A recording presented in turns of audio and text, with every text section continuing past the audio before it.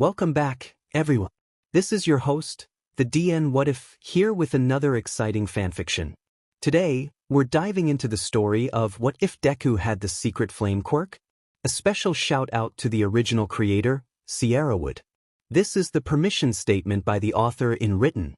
Please make sure to show your support by checking out their work from the description. If you enjoy this video, don't forget to hit that like button and subscribe for more fanfiction content just like this. Now, let's get started with the fanfic. Shoto wasn't sure what to think about his blue-eyed, green-haired classmate. The greenettes seemed unfazed when their sensei threatened to expel them if they placed last in the quirk apprehension test. He had a strong quirk, so maybe he had known that he'd be fine. Except he hadn't used his quirk at all for any of the tests. It was during the final test, the ball throw, that the greenette had finally used his quirk. Lined up with his classmates, Shoto had watched as the greenette powered up his quirk to throw the ball. His arm was thrumming with power, and the force of the air coming from the ball after he released it should have knocked the teen off of his feet. But it hadn't. His sturdy build kept him rooted to his spot and upright, while everyone else standing behind him had to brace themselves to keep from falling over. Shoto was mildly impressed, not that anyone could tell due to his carefully maintained blank expression. He noticed the other massaging his wrist and shifting his shoulder, as if simply throwing the ball had strained him in some way. He also noticed the micro-grimace on his face and how it was gone as quickly as it appeared, as if he was in pain but didn't want anyone to know. Strange. Midoriya, their sensei, sighed, "Go see Recovery Girl if you need to after class. Then see me in my office after?" It seemed that Aizawa had noticed as well. Midoriya nodded and took his place in line again. While he tried to take his place again, he got interrupted. "What the hell's Izuku?" Shoto watched as the slightly shorter blonde with the explosion quirk got out of line and stomped over to Midoriya. The blonde grabbed Midoriya with one hand and pulled him so they were chest to chest, while a few explosions went off from the other. Red eyes glared up at blue ones. "Explain that Izuku," he yelled in the other's face. Shoto watched as Midoriya didn't even flinch or change his expression, his calm expression remaining as the blonde continued to yell in his face and let off explosions next to him. The explosions stopped and everything was quiet again.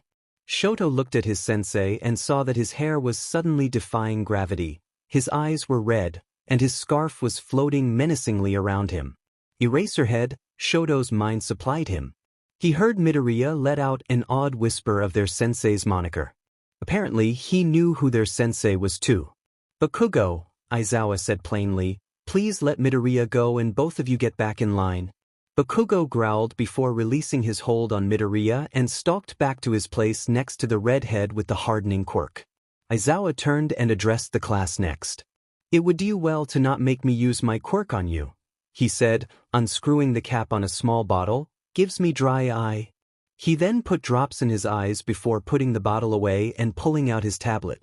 Sighing again, Aizawa messed with his tablet and their results appeared in front of them.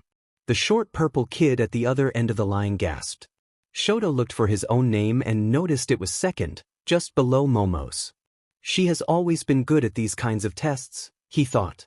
He wasn't surprised to see Ida in the top 5 with them. Ida has been training. He's improved since I last saw him, Shoto mused some more. He wasn't surprised to see that Bakugo had taken 3rd place. Shoto could tell that Bakugo had a handle on his quirk and knew many, if not all, of the ways his quirk could be used.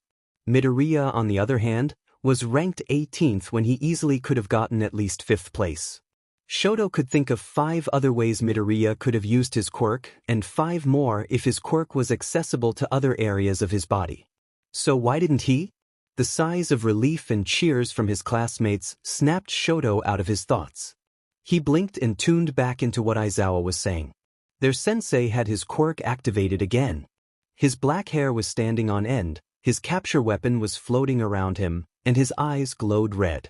The class quieted down and Aizawa released his quirk. "As I was saying, you're all young and can barely be called rookies. Heck, you aren't even heroes yet, so you aren't rookies anyway. Your grasp of your quirks are workable at best and sloppy at worst. You are all unpolished and unrefined. But despite these things, you all have potential. Potential that training will bring out. Your time here at UA will be hard. Don't expect anything to be easy. Your training in the heroics department will be grueling and there will be days you want to give up. Don't. I'm only going to say this once, so listen up. You all have the potential to be great heroes, so don't give up and don't squander your time. Aizawa tucked his tablet under his arm and turned to leave. Class dismissed. Midoriya, I'm serious. Go see Recovery Girl. The threatened expulsion was a logical ruse according to the conversations Shoto's classmates were having during the walk back to the locker rooms. With the rest of his classmates, minus Midoriya, Shoto went back to the locker rooms to shower and change back into his uniform. It was Saturday and a half day with the term staring for real on Monday. Shoto walked to the train station reflecting on the day and wondering about the boy who seemingly didn't understand his own quirk, yet clearly had a grasp on everyone else's if his muttering was anything to go by. Izuku Midoriya was an enigma and Shoto Todoroki was determined to figure him out. Izuku was freaking out, but only on the inside. His half-brother, who he hadn't even known existed, was not only in his class, but his new sensei also seemed to know that something was up with him. Izuku could have sworn he was careful, but had underestimated how observant Eraserhead was. It's Mr. Aizawa at school, he reminded himself. He had gone to see Recovery Girl as he had been told to. After being healed up, he was on his way to Aizawa's office. It took him some time to find since he was still learning the layout of UA, but eventually he found it. Taking a breath and schooling his expression, he knocked on Aizawa's door. Come in, a gruff voice said from within. Izuku opened the door and walked in. The office was plain, but nice. His sensei's desk faced the doorway and had 2 chairs in front of it. To the right of the room, there were a few bookshelves and a small couch and an armchair. A plain rug was spread out under the coffee table in the seating area. There were a few plants to brighten it up and what looked like a ficus near the door. Izuku supposed it suited his sensei. He noticed that behind his sensei's desk chair there was a filing cabinet that was wide instead of tall, almost like a dresser. It was about as tall as his sensei's desk, and on top of it there were a few pictures and knickknacks displayed. Nothing too over the top. Izuku thought he saw a photo of Present Mike, Midnight, and Ingenium, but he wasn't too sure. Izuku turned his attention to his sensei who was sitting on his couch flipping through a binder with some files on the coffee table in front of him. His capture weapon was loose around his neck and his hair was tied up in a loose bun. You wanted to see me, Mr. Aizawa? Izuku said finally.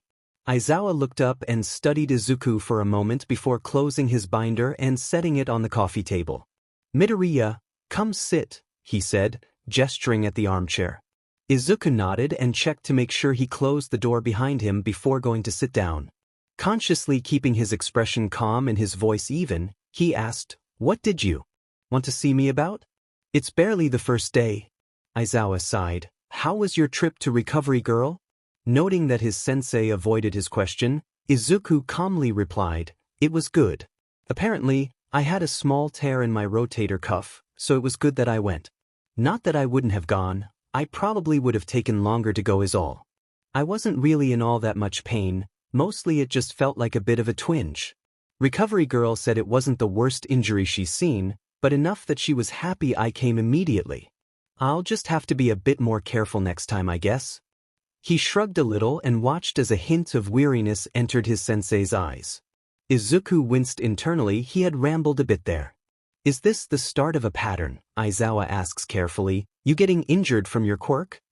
Izuku started. He honestly wasn't sure how to answer that. He didn't want to break his bones, but they just did. Because if I recall, during your entrance exam you managed to take out 8 robots and the 0-pointer, but you ended up with mild fractures in both arms and a broken ankle in your left leg. You realize that isn't normal, right? Izuku fidgeted and looked down at his hands. His calm expression was slipping and he knew it. He also knew that Aizawa knew it too. Normally, I don't look at my students' files before I meet them, so that I don't have any preconceived notions when I do meet them. But when I saw you at the entrance exam and then saw that you were on my roster, well, I decided to hold off on looking until after today. So imagine my surprise when I saw this. Aizawa opened the folder on the coffee table and slid it over to Izuku. Explain this. Izuku looked down and saw that it was his file and that his sensei was pointing to the section titled Quirk History. On a typical student file, there would be about 3 or more different edits in the box. The first would be the date the student got their quirk and initial thoughts about it. The second would be the inevitable update a couple of years later after the initial manifestation. The third would be one final elaboration from about when the student was in middle school. Unless the quirk was particularly tricky or if the student suddenly learned something new, there usually weren't any further edits to the quirk description and the name of the quirk usually wasn't changed beyond the second update. But that was on a typical student file and Izuku Midoriya wasn't typical. Izuku stared at his file's quirk history section. It only had 2 entries. The first being a week after his 4th birthday, the day he was declared quirkless. The doctors had run their tests and told his mother he was quirkless. His mother told Enji, and it was another couple of years before Enji had come to the same conclusion. The second entry was the day after the entrance exam. He had decided to call his quirk superpower and described it rather vaguely as a strength enhancement quirk. There was an asterisk and a little note at the bottom of the page that read late manifestation. Izuku felt his mouth dry. Aizawa was going to want an explanation about why his quirk came so late and why he was having trouble with it. Izuku let out the breath he was holding and looked back up at his sensei. Well, you see, I only recently got my quirk, he said trying to not squeak out the answer. Aizawa sighed and decided to take the lead. When did your quirk finally manifest? The day of the entrance exam, Izuku whispered out. He felt himself shrink a little, a futile effort to appear smaller. He was 6 feet tall and rather broad-shouldered. Looking small was no longer an option for him. Not after that growth spurt in middle school. And is there a specific reason for that? Late bloomers get their quirk at 8 at the latest, maybe 10 in rare cases. You're telling me you didn't get your quirk until you were 14? No offense, but I find that highly unusual, especially when your medical records say you don't have quirk factors. Wait, how'd you get my medical records? Izuku asked in a rush, sitting up again. You know that being in the UA Hero course gives UA partial guardianship over you, right? In the event of an accident, I, your teacher, can make medical decisions if needed. Which means I have mild access to your medical records. Nothing too deep, but your lack of quirk factors is noted at the top of your medical chart along with a photocopy of the slip your mother was given with the diagnosis. Ordinarily, I'd have left a student's medical file alone, but you aren't any ordinary student, are you, Midoriya? Izuku studied his sensei's face. Aizawa didn't look like he was ready to kick him out of the hero course. He looked far from it actually. While Aizawa was sporting a rather blank expression, Izuku could see and hear the underlying concern in Aizawa's eyes and voice. Aizawa was genuinely trying to figure out what was going on with Izuku and how he could help. He said as much as well. Look, Midoriya, I realize this may just end up being a huge breach of trust between student and teacher, but I am concerned. Especially because you don't seem to be able to regulate your quirk and your own body seems to lack the means to limit your quirk so that it doesn't hurt you. So, I'll ask again, what is going on? Aizawa wasn't a stupid man. Izuku knew this. He wasn't going to accept another half-strained, barely not mumbled answer. Izuku took a deep breath and steeled himself. He looked back up, blue eyes teeming with determination, and started telling his sensei exactly how he got his quirk. Do you remember hearing about the sludge villain? He asked. Aizawa nodded and sat back against his couch. This was what he wanted, the truth. Shoyuta ended up talking to his new problem child for another hour before deciding to wrap up the meeting. Pinching the bridge of his nose and sighing, Shoyuta leveled an even gaze at Izuku. Meet me at Gym Gamma tomorrow around 10. We're getting to the bottom of your limits and what exactly you can currently do with One for All. I'll have Recovery Girl and All Might with me as well. Go home, get some rest, report back at 10. The kid in front of him seemed relieved that that was all Shoyuta wanted. He nodded. Shoyuta got up with him and walked him to the door. You're not in trouble for this problem child, but we do need a baseline for this quirk of yours, especially with that vague description, he said, opening the door. Nodding, Midoriya walked through the door. I understand, Mr. Aizawa. I'll see you tomorrow then. Thanks. And then Midoriya was gone. Shoyuta sighed for the nth time that day and flopped onto his couch. It was a comfy couch.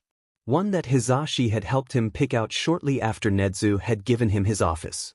His office, while rather simply decorated, was comfy and Shoyuta quite liked it. He picked up his binder again and opened it. In it were his lesson plans, and Shoyuta was going to have to adjust a few based on what he saw during the Quirk apprehension tests. The Quirk apprehension tests. Shoyuta had a feeling that his class this year was made out of something different. Aside from the obvious students such as the youngest Todoroki, the Yaoyorozu heir, and Tensei's younger brother in his class, his other students managed to stand out on their own. Katsuki Bakugo's explosive personality was one he'd have to keep an eye on, but his odd relationship with Midoriya seemed to keep him in check. Speaking of personalities, he'd have to keep an eye on Mineta. While the boy was unassuming at first, the issues he came with were very quickly revealed. He complained throughout the apprehension test, and later it got back to him that he had noticed a hole that led to the girls' side of the bathrooms and failed to report it. Instead, he opted to try to peek through. Shoyuta had pulled the boy aside as his students were coming out of the locker room and let him know that he was lucky he was deciding to not expel him that day, but that Yua didn't tolerate harassment of any kind, so to watch himself or he'd find himself leaving UA permanently. The kid had left grumbling about how Bakugo didn't get lectured and why should he get singled out. But Shoyuta did talk to Bakugo already as well about his reaction to Midoriya. Partially to let the kid know about the school's policy and how his actions were out of line, but also to get Bakugo's side of the story, which was what prompted Shoyuta to do a little bit more digging. Bakugo and Midoriya grew up together and came from the same middle school. If anyone had a clue about Midoriya and his quirk, Bakugo was Shuta's best bet at the time. The kid had pursed his lips and glared at the floor while Shoyuta mildly lectured him. When Shoyuta finally asked him about the reason for his reaction, the kid huffed out a short explanation that the Midoriya he had grown up with and knew he didn't have a quirk. According to Bakugo, Midoriya's skin was fire-resistant and didn't get burned easily. Midoriya's resistance to fire was discovered when he was about a year old and he stuck his hand directly into an open flame. But it wasn't his quirk. Bakugo continued on to talk about how Auntie Inko, Midoriya's mother, took Midoriya to be tested shortly after he turned 4 and no quirk manifested. At that point, the blonde's patients had been wearing thin and had grumbled something about Midoriya having toes, but not having markers and needing to get home for dinner. Shoyuta let the kid go and shortly after talked to Mineta, before going to do his own research. Shoyuta was a little unsettled when he saw that Inko Midoriya had taken her son to a quirk geneticist, rather than the pediatrician, exactly a week after her son's 4th birthday. Most parents waited until just after their child's 5th birthday before consulting a doctor about a lack of quirk. Most parents only consult a geneticist if the child turns 6 or 7 and still hasn't shown signs of quirk manifestation.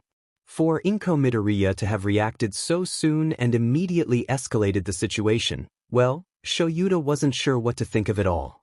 He ultimately decided to file it away and leave it be, since for all he knew, Inko Midoriya could have simply been concerned for her son and wanted the best answer she could get. He had then decided to focus his attention on the boy's current predicament, a quirk that was apparently never supposed to appear. Izuku Midoriya. All Might. Toshinori Yagi. One for all. It all sounded like something out of a pre-quirk era storybook.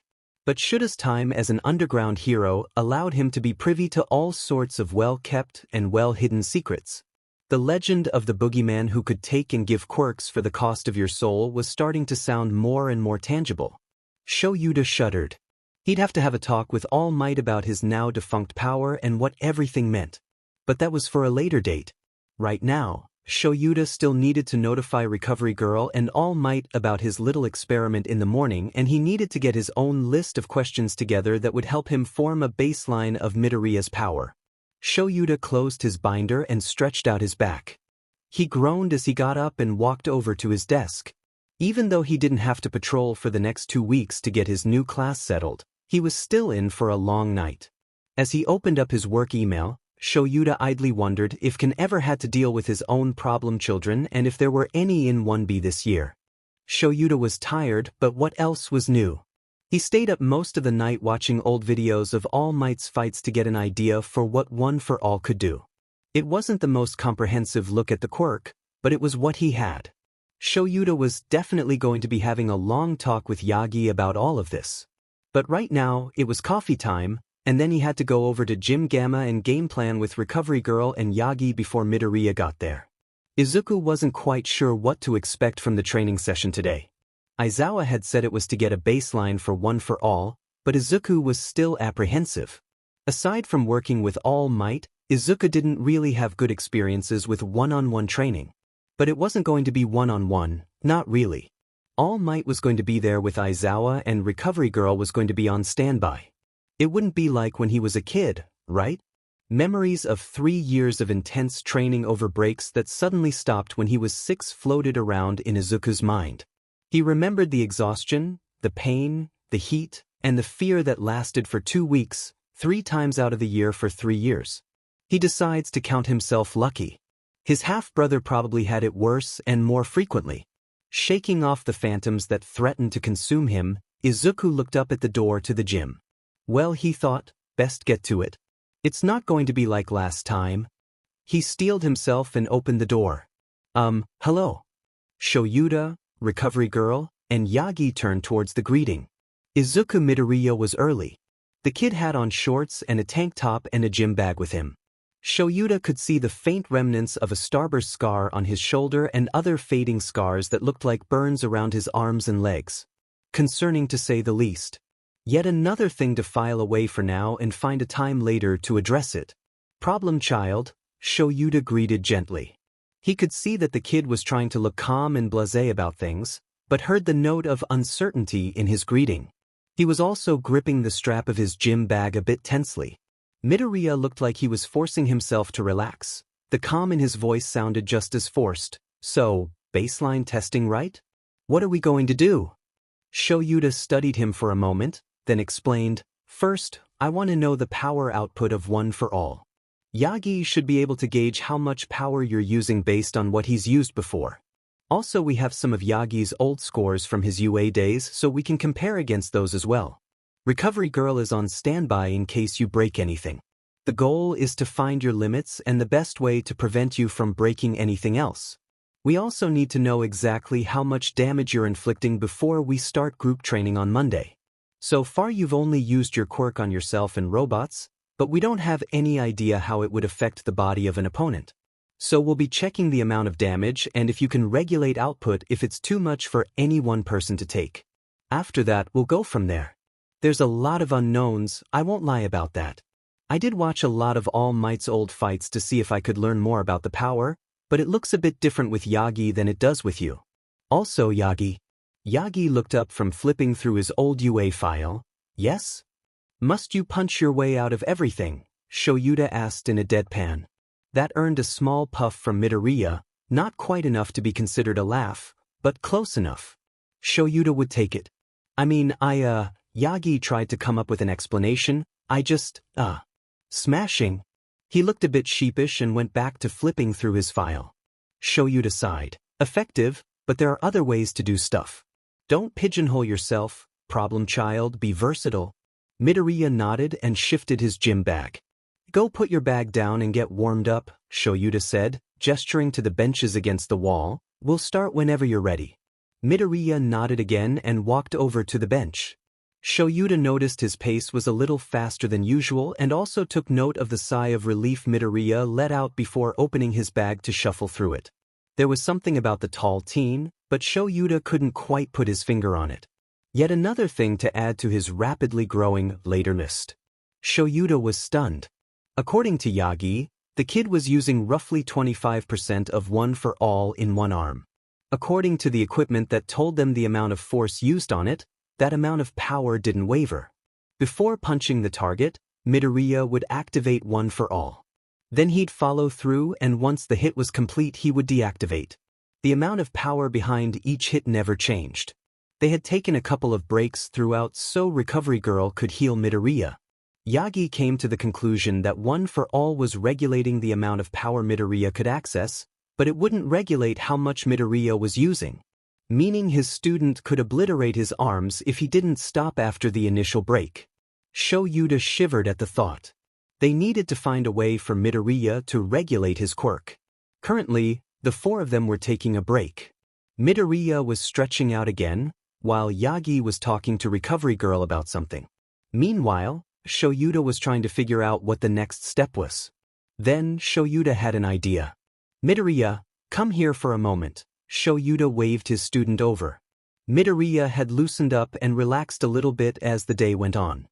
He looked calm and collected, but his calmness no longer looked or felt forced. Shoyuta saw nothing but certainty in his student's eyes as he walked over to him. Activate your quirk for me, Shoyuta said once the teen was in front of him. Midoriya blinked. He activated one for all in his left arm. Can you activate it anywhere else? Shoyuta asked, knowing that he could do it with both arms and his legs. Midoriya nodded as he deactivated his left arm, then activated his right. Okay, now your legs. Midoriya went through the same process of activating and deactivating for both of his legs. Shoyuta nods. Go back to your arms. Midoriya blinks again at Shoyuta before activating his quirk in his left arm again. I'm going to feel your arm, is that all right? Don't drop your quirk, keep it activated, Shoyuta said, moving closer. Midoriya nodded and watched as Shoyuta moved his hands around his bicep and forearm. Shoyuta is stunned. He could feel the power flowing through his student's arm, trying to find some place to go. The bright, vein-like red lines were warm to the touch, as if the power was converting itself to heat to escape. Shuta's eyes flicked up to meet the blue ones of his student. Can you try to activate the other arm without deactivating this one? Well, Midoriya began carefully. I can try. His student closed his eyes and took a few slow, controlled deep breaths before attempting. Shoyuta hadn't moved his hand, curious about what would happen to the power he was feeling if Midoriya could activate his quirk in his other arm without dropping his quirk in his left. Midoriya inhaled and held his breath for a beat before exhaling slowly. He flexed his fingers as he let out the breath, eyes still closed. After a moment, Shoyuta watched as his student's quirk activated in the other arm, red tendrils snaking up from his fingers and stopping at the shoulder, just like in his left. Midoriya took another deep breath to settle himself, no doubt having felt the change and was trying to. Shoyuta was stunned again. At the exact moment he watched Midoriya's quirk activate in his right arm, he felt the heat and flow of power decrease in his left arm. The power was redistributing itself. I'm going to touch your other arm now. Okay, Midoriya? Shoyuta watched as Midoriya nodded. The one for all user had yet to open his eyes again. Shoyuta shifted his position so that he was directly in front of Midoriya. He felt with his right hand Midoriya's right arm and took a moment to assess what he was feeling under his hands in both arms. After a moment, he realized that the power was equally distributed. He finally removed his hands and stepped back from Midoriya. Midoriya, can you open your eyes? Shoyuta asks, hoping there wasn't too much strain on his student. He wanted to make sure Midoriya was okay before asking him to take the next step. Yeah, Midoriya replied, I think I've got a good handle on it now. Slowly, blue eyes reappeared and Midoriya looked down at his still activated arms. Wow, he breathed out. He started moving his fingers and rotating his wrists, slowly working his way up to fully moving and flexing his arms. Okay, that's different, but it works, Midoriya said. The certainty in Midoriya's eyes didn't waver. Shoyuta nodded and took a few steps back from Midoriya. Now, Midoriya, can you activate it throughout your whole body? For the third time, Midoriya blinked at him before responding, my whole body? Yes, Shoyuta said, nodding, your whole body. Think about it like butter on toast.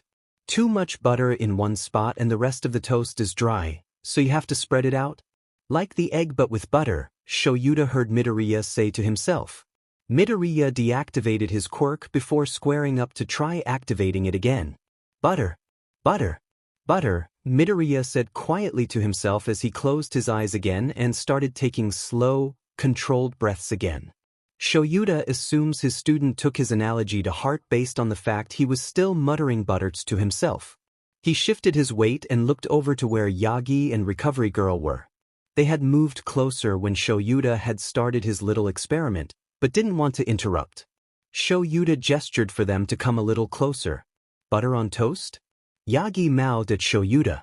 Shoyuta shrugged and mouthed back. If it works, it works. Then it happened. Out of the corner of his eye, Shoyuta saw the red tendrils start their climb up Midoriya's legs. One for All activated and climbed and wrapped around his student's body until finally something gave. Green lightning flickered around his student. Midoriya opened his eyes and a smile appeared on his face. "I did it," he breathed out. Shoyuta, proud, hid his face in his capture weapon and smiled. "I think we can work with this." Izuku was tired and sore. But a good sore. He dropped his gym bag at his bedroom door and flopped on his bed. Rolling over on his back, Izuku thought about the day he just had. Overall, it hadn't been as bad as his subconscious had been telling him it would be. After his breakthrough with Aizawa in the gym, All Might and Recovery Girl rejoined them and Aizawa revealed his findings.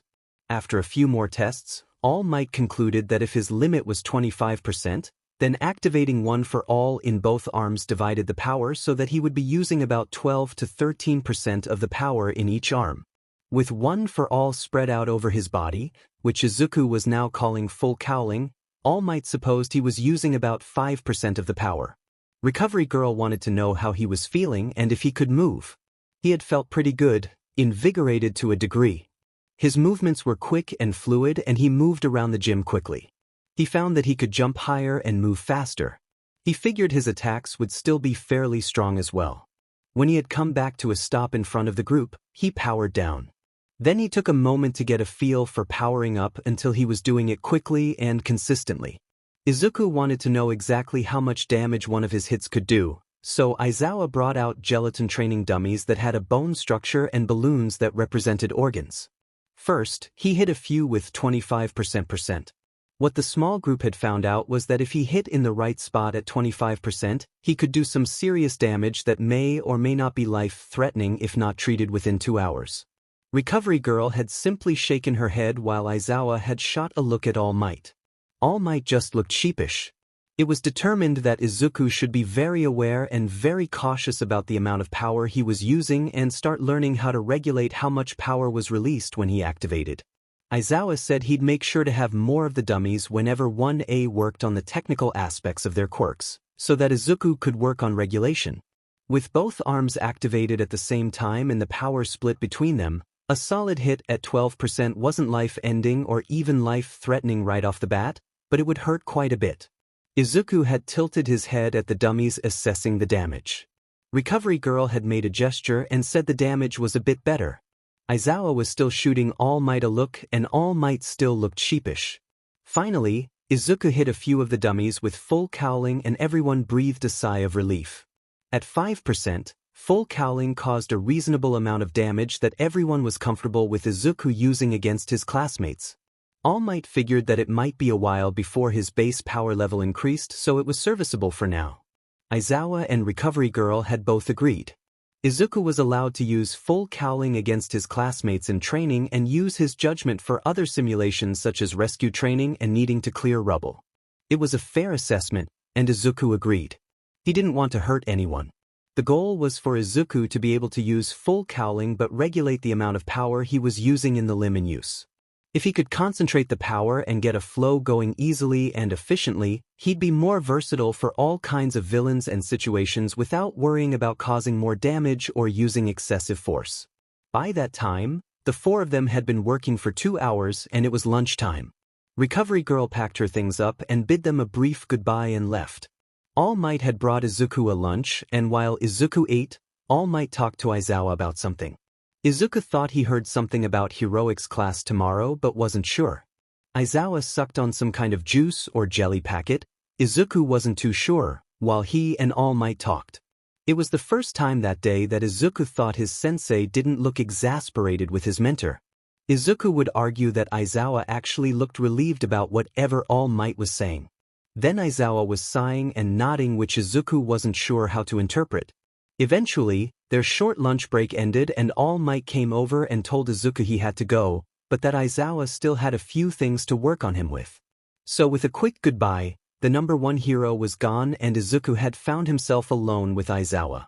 Izuku had watched the door close behind All Might and felt apprehension creep into his mind.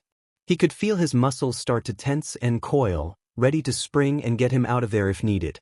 Logically, Izuku knew he was fine and safe, that Aizawa wasn't going to push him far beyond his limits. But memories from so long ago started to rear their head, and the anxiety and fear was threatening to creep in and take over. Izuku had hoped his sensei didn't notice his sudden turn in mood. If he did though, Aizawa didn't give any indication. Izuku calmed himself and joined Aizawa at the sparring mats he was laying down. Not pausing from setting up, Aizawa had told Izuku, "Your form at the entrance exam was atrocious. The only reason why you broke your ankle was because you don't know how to kick properly." Izuku could admit that his sensei had a point. Kicking wasn't exactly in All Might's repertoire. According to Aizawa, All Might's managed to teach him how to properly punch, or smash in All Might's words, but Izuku's kicks were clearly the work of an amateur who hadn't been taught. The two spent the next 2 hours running through drills. Izuku had been apprehensive about actually training, but it was nothing like how it had been with Enji. Aizawa had spent most of his time correcting Izuku's form and stance and then going through a few drills to get him used to the movements and begin to gain some muscle memory. It was nice, Izuku thought to himself, pulling himself out of his memories of the day. It was almost dinner time and his mom would be home from work soon. Izuku rolled back over and slid off of his bed. He got up to go take a shower and clean up. Tomorrow, the new term started and the real work would begin. Tomorrow he'd see his brother again. Today could easily have been a disaster, Shoyuda thought to himself. During lunch yesterday, Yagi had come over to talk to Shoyuda about his lesson plan for today. As it turned out, the man had come to the reasonable conclusion that letting a bunch of overpowered teenagers who have never been given free rein of their quirks before run wild was not a good idea. Letting them run wild in a controlled environment wasn't all the much better, but it was a step up from what Yagi had originally planned. Lightning had apparently struck twice that day because Yagi also asked if Shoyuda could come and observe and step in if anything got out of control.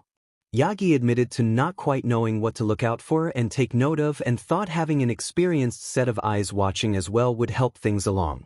He wasn't wrong, and Shoyuda had agreed to come watch and to also help with 1B's first heroics lesson as well. Since it was the first heroics lesson, it was also the first time his class would put on their hero costumes. When his class had first entered the training area, Shoyuda had promptly sent Bakugo off to see Snipe and Power Loader, who were both off that period, to get trained and cleared to use his gauntlets. He and All Might had explained to the remaining 19 that they were being given time to experiment with their quirks and get used to using them consistently.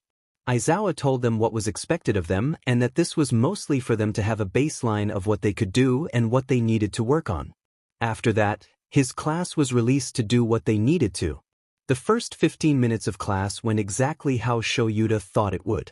His students worked quietly on their own, and the ones with more straightforward quirks ended up looking around before wandering over to Ojiro.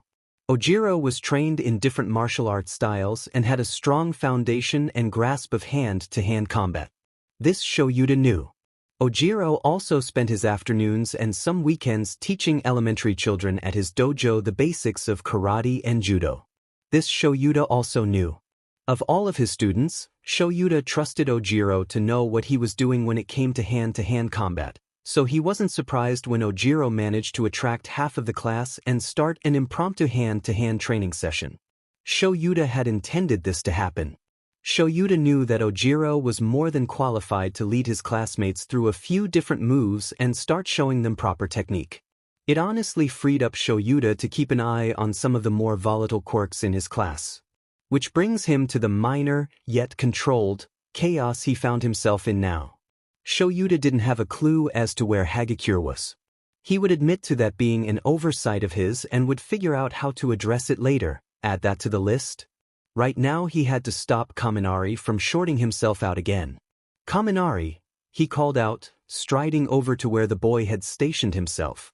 "Huh," the blonde spun around, electricity sparking off his entire body. "Oh hey sensei. What's up?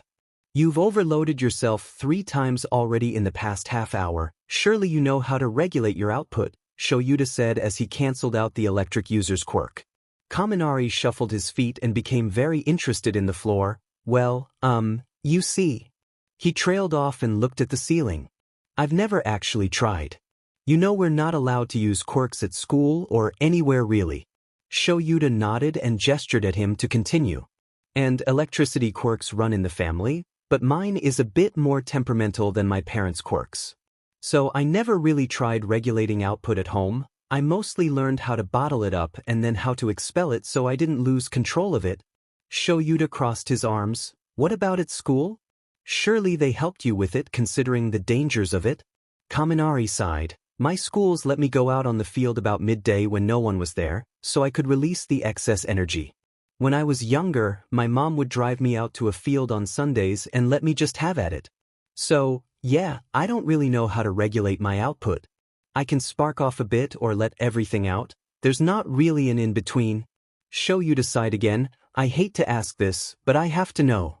How did you pass the entrance exam? Kaminari perked up a little bit and grinned. It didn't take too long to take down the robots. I just let it out in small bursts and it did the job. Then the boy sagged a bit again. Honestly, it was pretty much dumb luck. Short bursts are the only reason I passed. Shoyuta uncrossed his arms and ran his fingers through his hair. I can't have you shorting yourself out all the time. There's no way that's good for you. Right now, I need you to go to Recovery Girl and get checked out and tell her what you told me. I'll talk to Power Loader about getting something that can measure your output so you can work on regulating it. Do you know what your maximum voltage is? Kaminari shook his head. Great. Shoyuta sighed again. He was doing a lot of that this year and it was only day one. Go see Recovery Girl and then come find me after classes end. We'll go see Power Loader together. The blonde deflated some more. Yeah, okay, sensei. You're not in trouble, Kaminari. I just want you to be able to use your quirk safely and know what you're doing. Kaminari nodded. I get it. Thanks, sensei. I'll see you later then. He walked off and Shoyuta noted that the kid didn't look as droopy as he had before. Scanning the area some more to see if there were any other students that needed his immediate attention, Shoyuta noticed a small commotion going on across the training grounds. Mineta was stuck to Yayarozu's back and was creeping his way to her front. Shoyuta quickened his pace. Activating his quirk and throwing his capture weapon out, he pulled Mineta off the girl and glared. I thought I warned you once about this already, Shoyuta growled. He released the boy and crossed his arms. Detention is this afternoon with ectoplasm. It is only day one.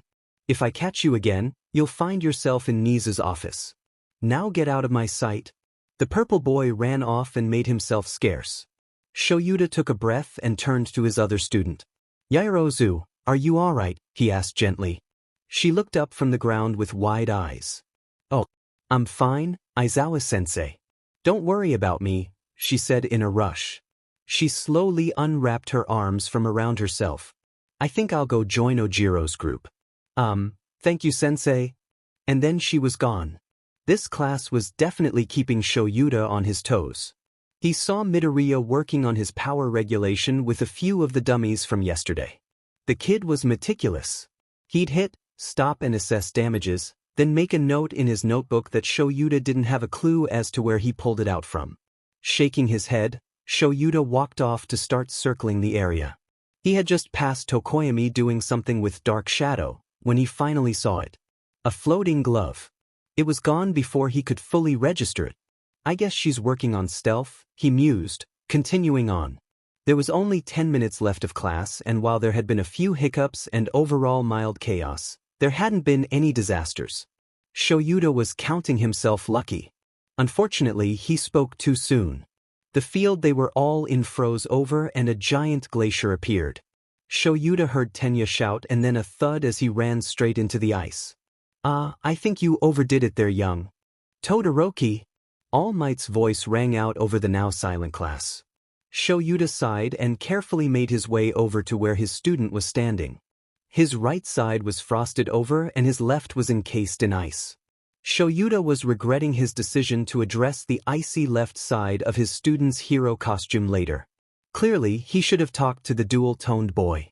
Is there a reason you decided to bring the Himalayas to us? Shoyuta asked with a note of exasperation. Todoroki had the nerve to tilt his head and stare at Shoyuta with a deadpan. After a moment he spoke, not really. I might have underestimated my output a bit. I'll clean it up now. Shoyuta nodded. See that you do. I need to go check on Ida. I trust you have this handled? After getting a confirming nod from Todoroki, Shoyuta walked around to where Tensei's younger brother lay sprawled out on the ground. "You good there, Ida?" Shoyuta asked a bit more casually than he normally would. Tenya put a thumbs up. "I thought I would lay here until either you or All Might Sensei could determine if I had a concussion." "I think I might." Shoyuta sighed again. He helped Tenya up and sent him off to Recovery Girl with Uraraka and Azui. After dismissing the rest of his class, Shoyuta let All Might go so he could rest and walked over to where Todoroki was still melting his ice to supervise. He observed the boy as he quietly worked. While the boy had control over his ice quirk, despite the error in judgment, Shoyuta noticed that the control Todoroki had over his fire was only just serviceable to warm himself up and melt an amount of ice much smaller than the glacier he had unleashed on the training grounds. Shoyuta bit back a sigh as he noticed that the boy didn't look particularly thrilled to have to melt the ice.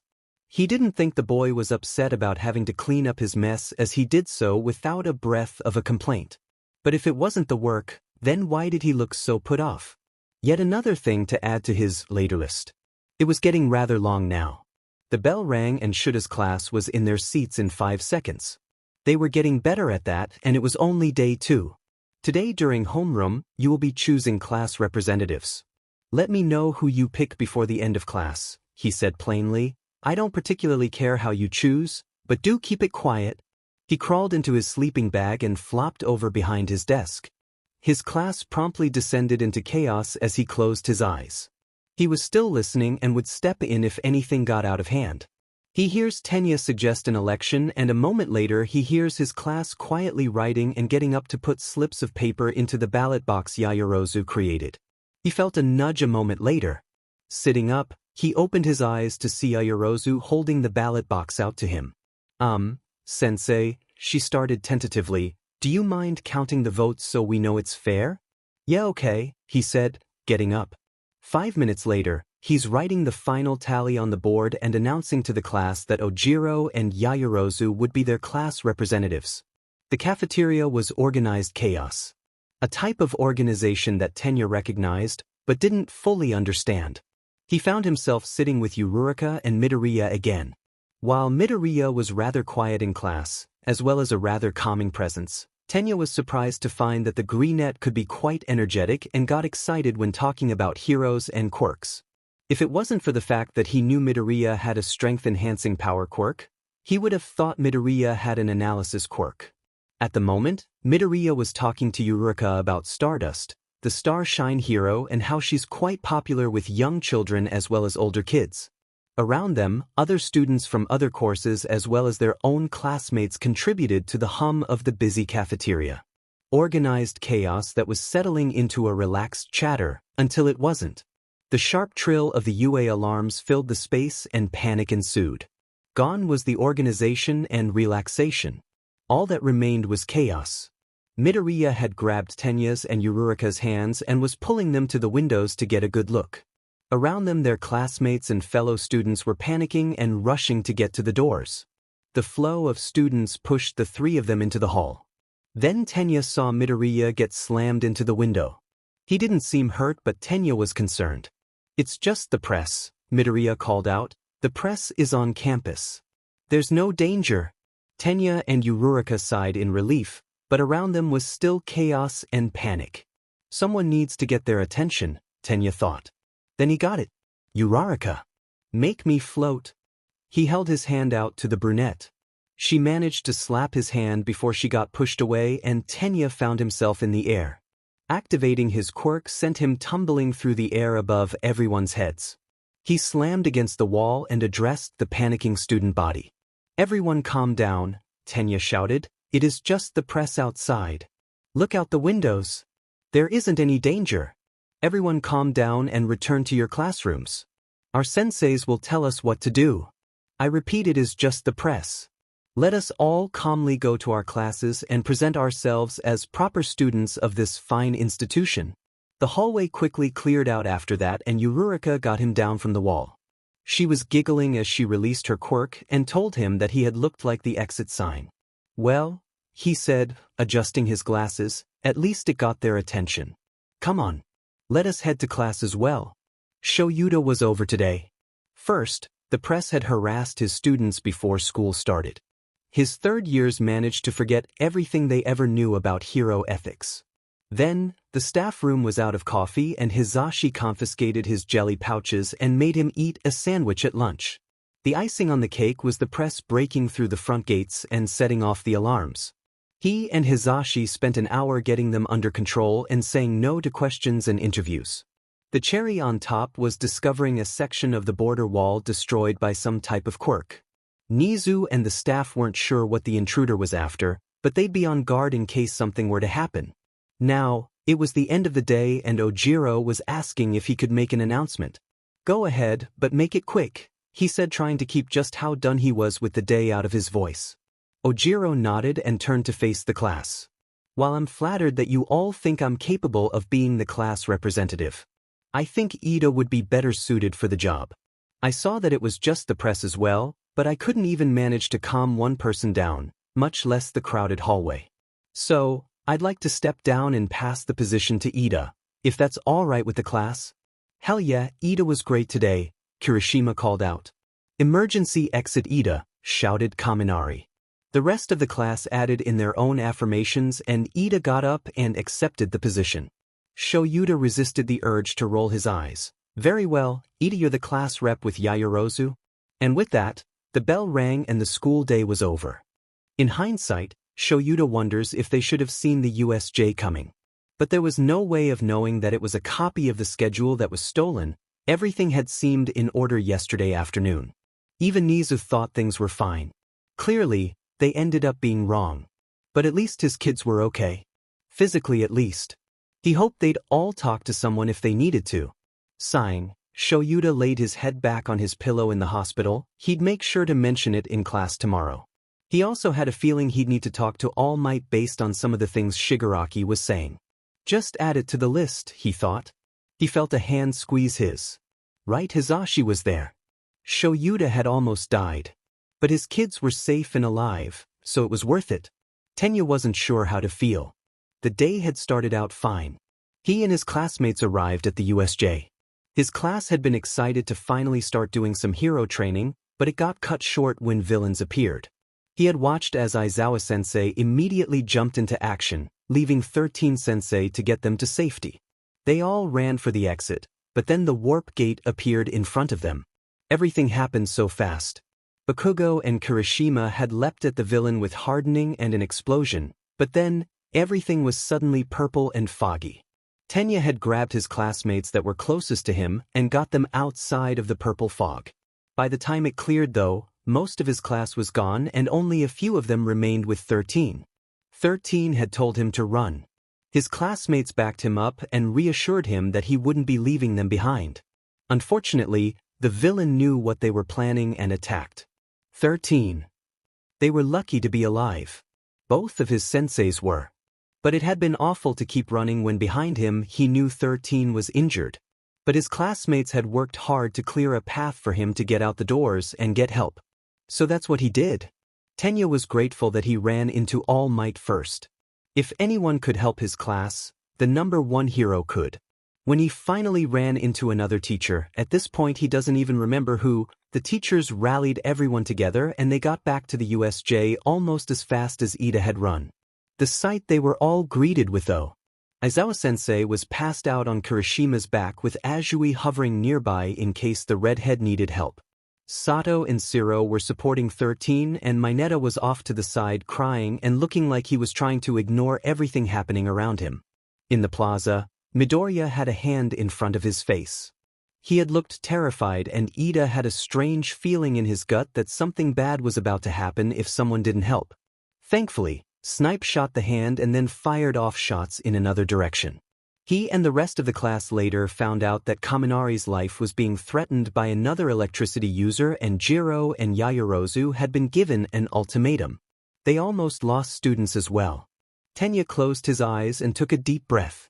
Everything turned out alright. He got the teachers there and his classmates were safe and his senseis got medical care. So why did he still feel a bit numb? Kyoko was relieved. She was still a bit shocked and her fear was still simmering, but mostly she was relieved. She and Yaoyorozu had been stuck in the mountain zone with Kaminari, and the blonde promptly told them that while he knew his max output, he couldn't regulate it yet and didn't want to hurt them.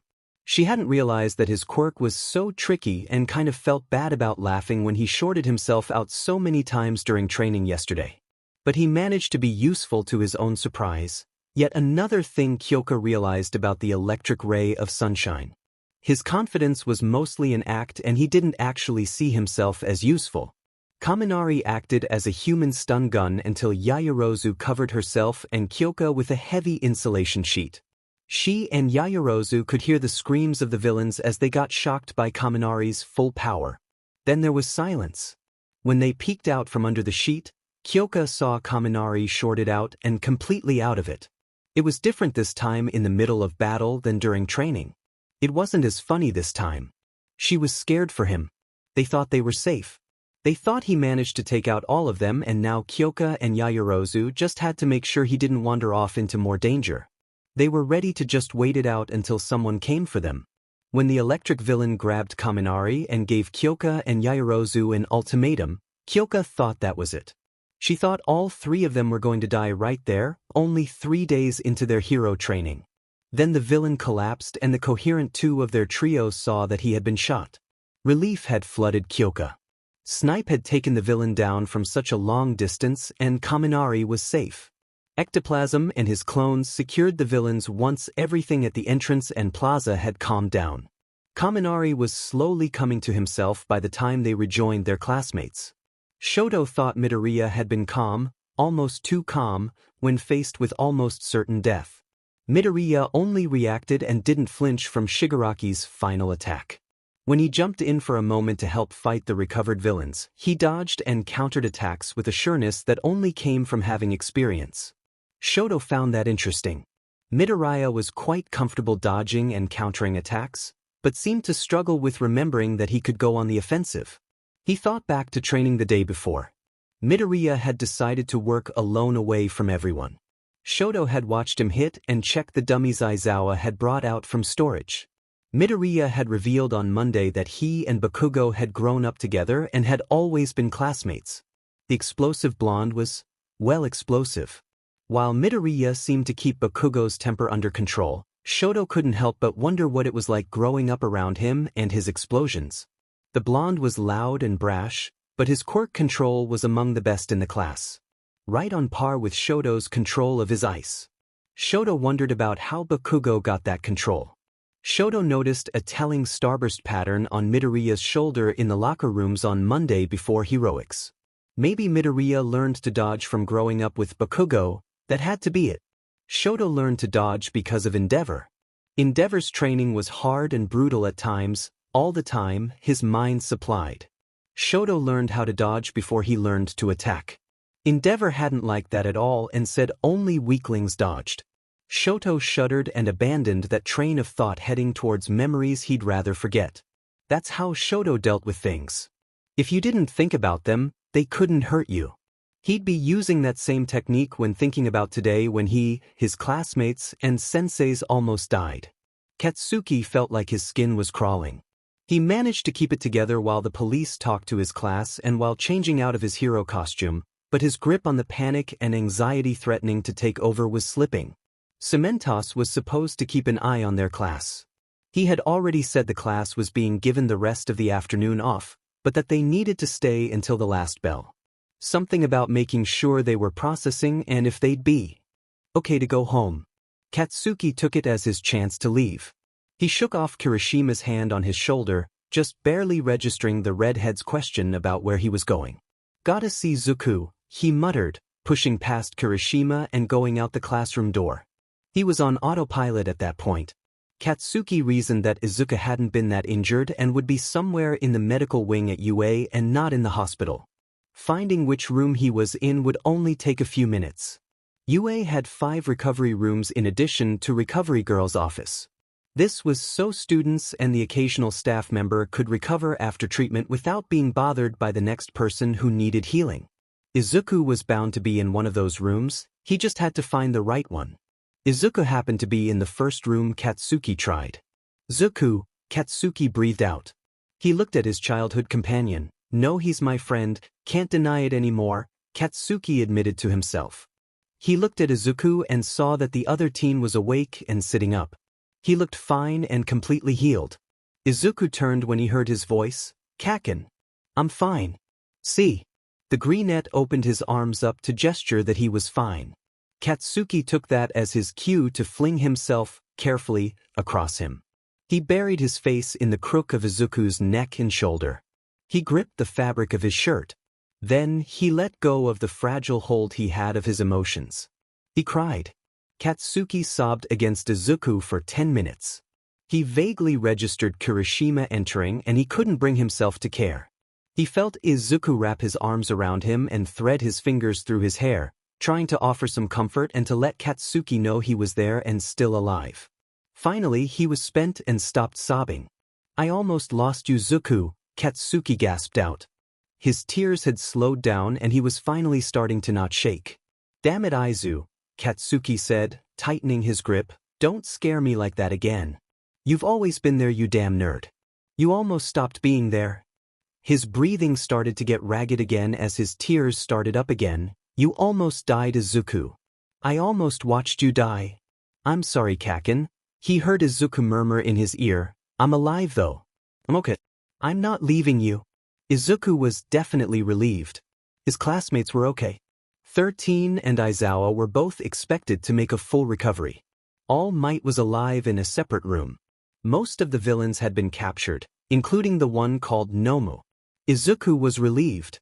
He had managed to be of some use and managed to use the power relatively well. He knew he was still green and new to having power. He knew he still had a lot to learn about how to use one for all. Ashrizu. She wanted to be called Tsu. Tsu had stopped him when he said he'd just punched the air to create a wind tunnel. I don't think we need that much power, Ribbit. The wind is a good idea though. Maybe there's a way you can still create enough wind without using so much power. She had tilted her head and thought for a moment, her tongue sticking out as she thought. Then she had an idea, what if you just flicked the air? Your pitch during the apprehension test had so much power behind it, I'm pretty sure a flick will have just the right amount. We don't have time to test it though, so be ready to just punch in case it doesn't. I'm pretty sure it will though. She had been right. Izuku looked up at the ceiling and furrowed his brow in thought. Why didn't he figure it out? Dude, you okay? A voice shook Izuku out of his thoughts. He looked over and saw Kirishima. He had come in behind a frantic Kakin and plopped down in a chair on the other side of the room while the blonde had thrown himself across him after seeing that Izuku was fine and healed, just resting. I'm fine, Kirishima. Just thinking, you know, he replied looking down at the now sleeping blonde. He ran his fingers through Katsuki's hair and sighed, I really scared him, didn't I? Kirishima nodded sagely, yeah man, he took off as soon as he could. He was antsy the whole time the police were talking to us. I had just enough time to tell Cementos that we were going to see you before I risked losing track of him. He'll probably be pissed later that I came and that I saw him break down like that, but I didn't think he should be alone. Izuku offered Kirishima a smile, thank you for making sure he was okay. He won't say it, but I'm sure he appreciates it too. They nodded at each other again and fell back into a comfortable silence, thinking and reflecting on the day they just had. Izuku couldn't help but also ponder his friendship with the blonde and what Kakin had said while sobbing. It was true that the two of them had always been together. Their mothers were friends and they had lived nearby, so they had grown up together and had always been classmates. He knew where Katsuki was coming from. They had been the other's shadow for so long that the thought of one of them being without the other also scared Izuku. Katsuki was an immovable force, while Izuku had filled the role of immovable object. They had become a team without either of them realizing it. Well, they both knew now, considering being faced with the possibility of losing the other had sent one of them into a panic. Izuku felt Kakin shifting in his arms. He loosened his grip as the blonde adjusted himself and snuffled into his chest. Izuku shifted around as well before retightening his grip around Kakin. Coexistence wasn't going to be their normal after this. Izuku didn't want to go back to that and he doubted Kakin would want to either, not after today. They were friends, plain and simple, and they always had been. They had both been too stubborn to admit it. Toshinori knew he had been so close to being too late. When he arrived, Shigaraki had been reaching for both young Midoriya and young Azui. Had been a crumpled lump on the ground with a pool of blood around him. Toshinori had known Aizawa didn't have much time, so in a single bound he grabbed his co-worker and the kid. He quickly told them to head towards the exit. Young Midoriya had hoisted Aizawa on his back and told him that Nomu could absorb his hits and that it was designed to kill him. Young Midoriya had been right. The Nomu had been strong. The creature ended up having multiple quirks which worried Toshinori. If the enemy from his past was behind the creation of the Nomu, well, Toshinori could only hope he had actually defeated him years ago. However, if it weren't for the efforts of young Midoriya, young Kirishima, young Bakugo, and young Todoroki, he might not have won against the Nomu. The fight had taken a lot out of him and used a lot of the remaining embers of One for All, and his time limit had been shortened again. He might have to reveal his secret to the students if he didn't actually cut back on hero work. Tsukachi came to give him an update. Aizawa and 13 would both recover, however it was unknown how Aizawa's eyesight and quirk would be affected by his injuries. Fortunately, the kids were alright, physically at least.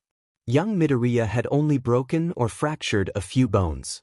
Young Kaminari only needed a moment to bounce back after overusing his quirk, as did young Tokoyami and young Todoroki. Toshinori had no idea how the class would be affected mentally, but he had a feeling that the kids would view their hero training far more seriously than most first years. Class 1A knew what was waiting for them much sooner than they were supposed. The kids would be alright eventually. They were all so young and were already facing villains and the prospect of death. This crop of kids were so vibrant and had a spark for life. Toshinori shuddered when he thought of what the kids would do to villains once they were fully trained. All of them had the potential to be great heroes. Hero work was dangerous and Hisashi knew that. Teaching, however, that wasn't supposed to be dangerous.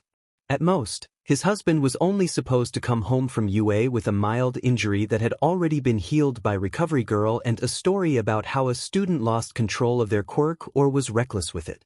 He wasn't supposed to be in a hospital, not because of UA, not because of teaching. Hisashi would be lying if he said he wasn't proud of his husband for protecting his kids. He just shouldn't have had to, but he did.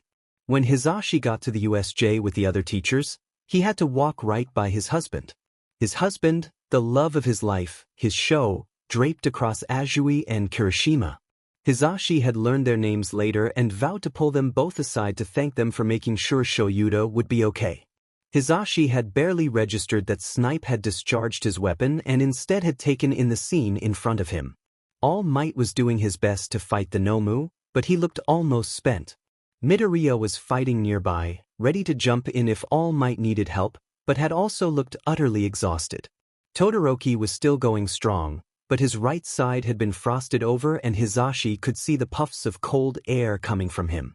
The kid was powering through quirk overuse. Bakugo was also still fighting, but the sight was concerning.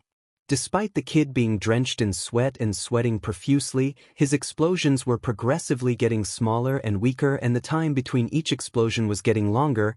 They needed relief. They had been fighting too hard for too long. Hisashi had taken a breath at that point and let out a quirked "yeah" to avenge his husband and to help the kids. All Might had managed to defeat the Nomu, but Shigaraki and Kurogiri managed to escape. The kids had done well with taking down the villains they could and evading the ones they couldn't. But they had faced combat far too soon into their schooling. Hero students or not, they were never supposed to face villains this soon.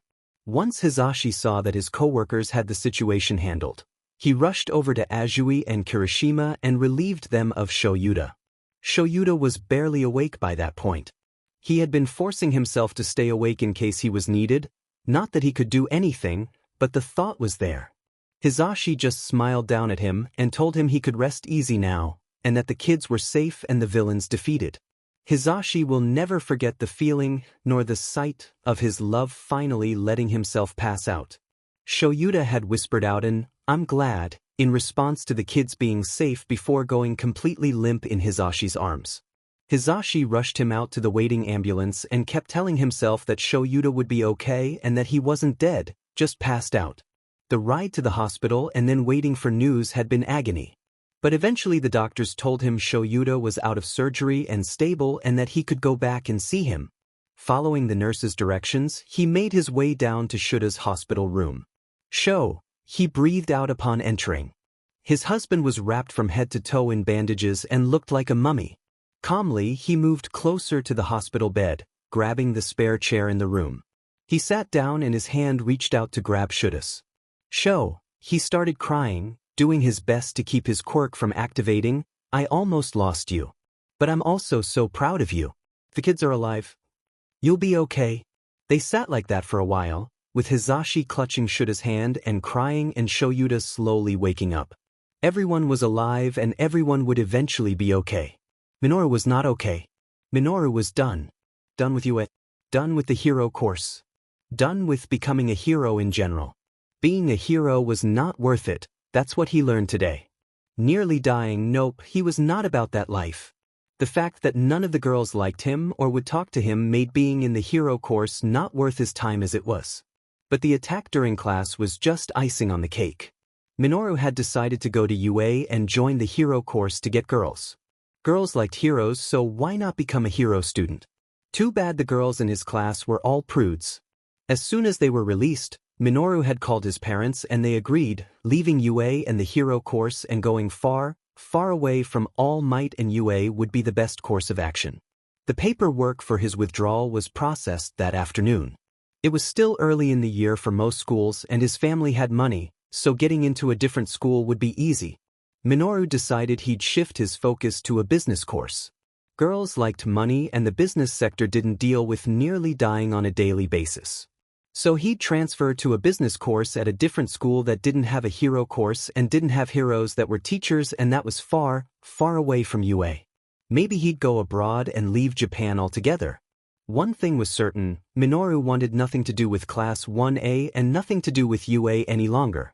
If he saw his old classmates at the mall or the park or anywhere, he'd go in the other direction because clearly they were all bad luck and he didn't want to die.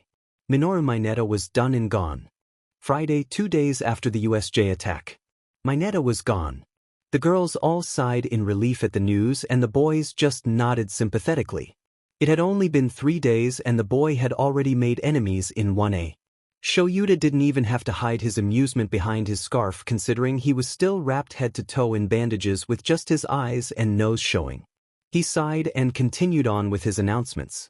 Wednesday's events were highly unusual and I and the rest of your teachers are concerned that you all might need help processing those events. He looked around the room, making sure to look at each of his students. Please know that no one, not any of your teachers and certainly not me, will judge you or make you feel ashamed of needing help processing things, whether it's the villain attack from Tuesday or stress from school or your personal life. Hound Dog is the school's guidance counselor and is available if you want to schedule an appointment to talk to him. Shoyuta waited a moment for his words to sink in before continuing on. Also, know that I and any of your other teachers are available to talk and help you work through things. He softened his tone and gaze. We're all heroes, we've all been hero students, quite a few of us have had things happen during our own school days, we all get it. Heroics isn't just about rankings and interviews. Unfortunately, you all had to learn that firsthand and so soon. Shoyuta shifted his weight around before continuing. Talk to someone if you need to. Please don't try to deal with things on your own. Talk to someone. Talk to me, Hound Dog, any of your teachers. Talk to someone outside of UA if you need to. If you don't want to talk to anyone here, but would like to talk to a professional, Hound Dog is able to make referrals and has a list of vetted therapists if you would like to talk to someone not affiliated with UA. With a purposeful, yet soft tone, Shoyuta hoped that his next statement reached his students. Don't try to deal with this on your own. He waited for his students to process and marinate in his words. He saw some nods and a few haunted looks. He was worried about his students and hoped they'd all pull through. He already lost one student. Mineta had withdrawn that same afternoon. Now, he only had 19 students, but the sports festival was coming up, so maybe he'd have 20 again next month. The sports festival, right? He still had to tell them the school's plans. Shoyuta spoke again. Additionally, the school had decided to go ahead with the sports festival which will be held in 2 weeks. He saw Tenya's and several other students' hands shoot up. He ignored them and pressed on. The school board feels that if they were to cancel the sports festival, it would be admitting that UA is weak and unable to bounce back. The hands went down, but Tenya's stayed raised.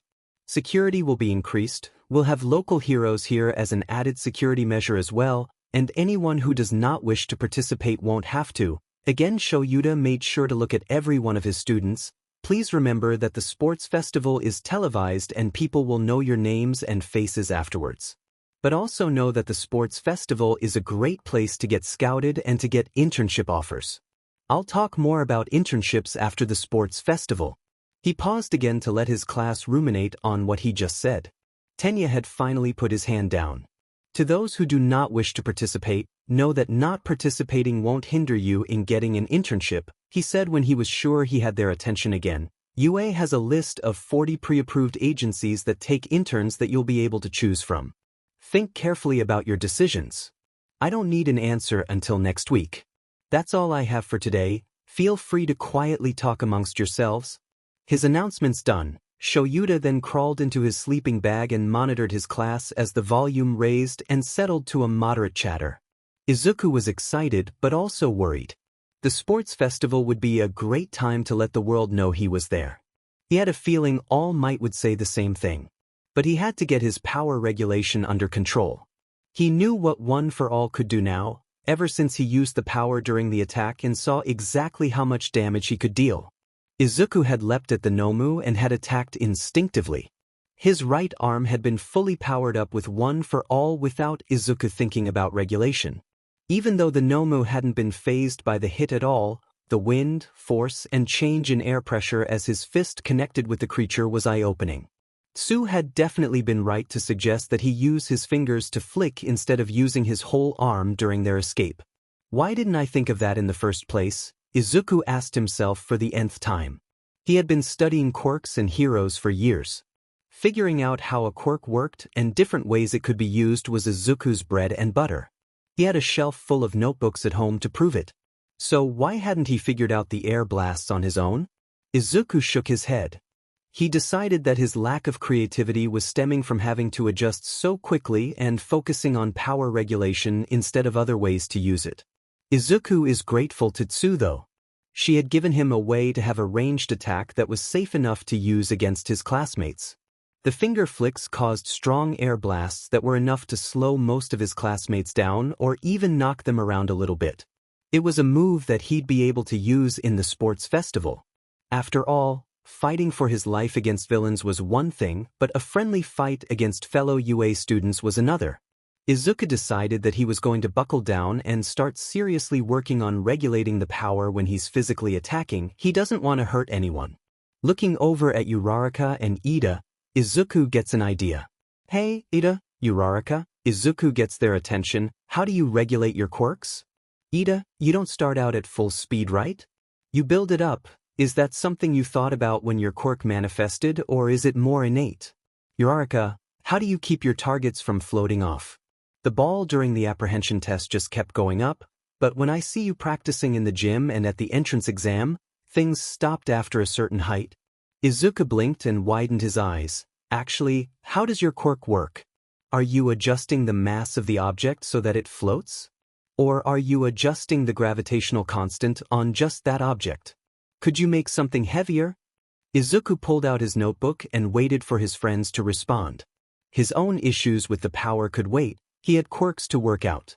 Shoto stared out the window, idly listening to the chatter around him. Next to him, Midoriya was excitedly chattering to Uraraka and Ida about their quirks. He heard someone else say, "Sports festival." The sports festival, Shoto huffed at the thought of it. Endeavor would expect him to use the fire he gave him and to win using it. But Shoto wasn't going to. He'd win with only his ice, without using Endeavor's fire. Shoto knew that he'd anger Endeavor if he did that and wondered if it would be worth it to not use the fire that has caused so much pain. Endeavor would definitely punish him, but Shoto decided that the pain would be nothing new. After all, how much more pain could Endeavor inflict on him, short of scaring or killing his masterpiece? The fire that burned so brightly around Endeavor had snuffed the life out of his family and had all but burned Shoto's own relationships with his family. He hadn't seen nor talked to his mother in years out of fear of triggering her and causing her more distress. Shoto's relationships with his other siblings were faint on a good day and non-existent on bad ones.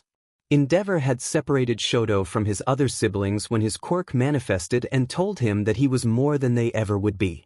Fuyumi and Natsuo would never fully understand what it meant to be a chosen one. Fuyumi tried, but her efforts fell flat most of the time. Natsuo's form of bonding was to talk about how awful Endeavor was, however their experiences were both so different that it was awkward. Tenya would understand though, Tenya had understood. Shoto shook himself from his thoughts. It wouldn't do him any good to ruminate on the past. He'd win without Endeavor's fire for Tenya. Denki was perplexed. He had 2 weeks to figure out how to not short out so much and regulate his output. The tests with Aizawa and Power Loader had revealed that his maximum output was 1.3 million volts and he had a basal current of about 7 volts. His first attempt at regulating had gone. Weirdly, he started out calmly sending out about 3,000 volts, but after realizing he was doing it, he got excited, which spiked his output to 10,000 volts, and he hadn't been able to regulate it back down to 3,000. He actually ended up shorting himself out with his max output before Aizawa was able to erase his quirk. Power Loader had also wondered about something called amperage. Power Loader had explained it to him using the flow of water. Denki could have a high voltage, so like a waterfall, but low amperage, the actual amount of water, and still not do any damage to his opponent. 2 weeks to sort out his output. With that thought in mind, Denki got up and walked over to where Aizawa was observing. Mr. Aizawa, he quietly tried to get his teacher's attention. Aizawa sat up. Yes, Kaminari? Denki took a breath and gathered himself up. Do you know if there's anyone I can talk to about learning how to regulate my quirk? Aizawa tilted his head in consideration. Finally he said, as a matter of fact, I do. Izuku was heading to lunch with Ida and Uraraka. They had been discussing why they wanted to be heroes, when All Might appeared out of nowhere. Young Midoriya, please come with me. We'll eat in the staff room, he boomed out, holding up an extra lunch. Izuku shrugged at his friends. I'm coming, All Might. As he and All Might turned to leave, Izuku noticed Todoroki watching a bit curiously and a bit apprehensively. He filed that away for later. He and All Might entered the staff room and saw that Aizawa was there as well. Aizawa, did you need anything? All Might asked. I noticed you talking to Problem Child here, so I figured I should come and find out what you're up to. You know, since I'm his teacher, Aizawa had only been out of the hospital, against doctor's advice if present Mike was anyone to go off of, but he was wrapped head to toe in bandages. Izuku winced at the reminder that his teacher was willing to die for them if necessary and had come close to dying on Wednesday. Of course Aizawa, you're welcome to listen, All Might stammered out. The three of them sat down on the couches and Izuku got curious about what All Might had to say. Lunch with Midoriya and All Might was agitating. All Might had revealed that his time limit was down to 50 minutes. Midoriya tried to shoulder the blame, but the two of them shut that down quickly. Then All Might decided to go on a ramble about how the sports festival was Izuku's time to show the world he was here. Aizawa wasn't impressed. Izuku was let go after that and Aizawa was left with All Might. Okay, All Might, Aizawa drawled, what haven't you told the kid yet? The current number 1 had the gall to sputter and look surprised. Don't give me that, Aizawa pressed on. I know you gave Problem Child that quirk. I know. You were with me when we tested his limits. But I still don't know what exactly my student has been given. Aizawa took a sip of his coffee and set it down. So spill. And spill All Might did, which resulted in Shoyudo wanting to kill the number 1 hero himself. Not only had the number 1 hero given a previously quirkless child a powerful and dangerous quirk, but he had also given him a stockpiling quirk of which Midoriya was now the 9th user of, and Midoriya may or may not have inherited an enemy known to the underground as the Boogeyman. All for One was supposed to have been defeated by All Might according to Yagi's story, but from what they saw from the Nomu, it was possible the man was still alive. That is, if one could still call him a man. Shaking off his fear for his student, Shoyuda focused on what he could deal with in the meantime, Midoriya's inherited quirk. It was a stockpiling quirk fused with a transference quirk. which means anything could happen as Midoriya learned how to use his quirk. So far nothing of importance had happened beyond Midoriya needing to learn how to regulate his power, but Shoyuta didn't like that he, as Midoriya's teacher, didn't know what exactly Midoriya had been given. Hopefully, there won't be any more nasty surprises.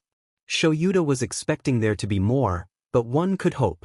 Okay, All Might, Shoyuta finally said, you're going to tell all of this to Midoriya, and the rest of the faculty for that matter, the first chance you get. The kid needs to know what it means to hold this quirk. Then you're going to rake whatever is left of your brains up there and figure out what kind of surprises a stockpiling quirk could possibly have.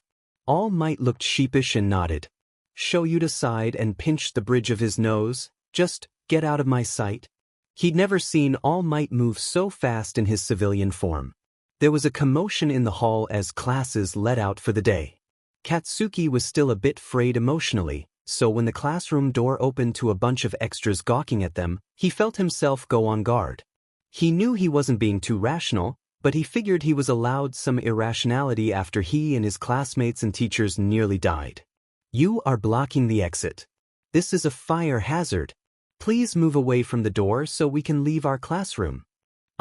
Glasses was at it again trying to create order among the chaos. His attempts were futile though.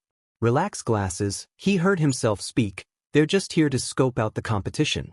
Don't worry yourself about these extras. We're better than them and they know it.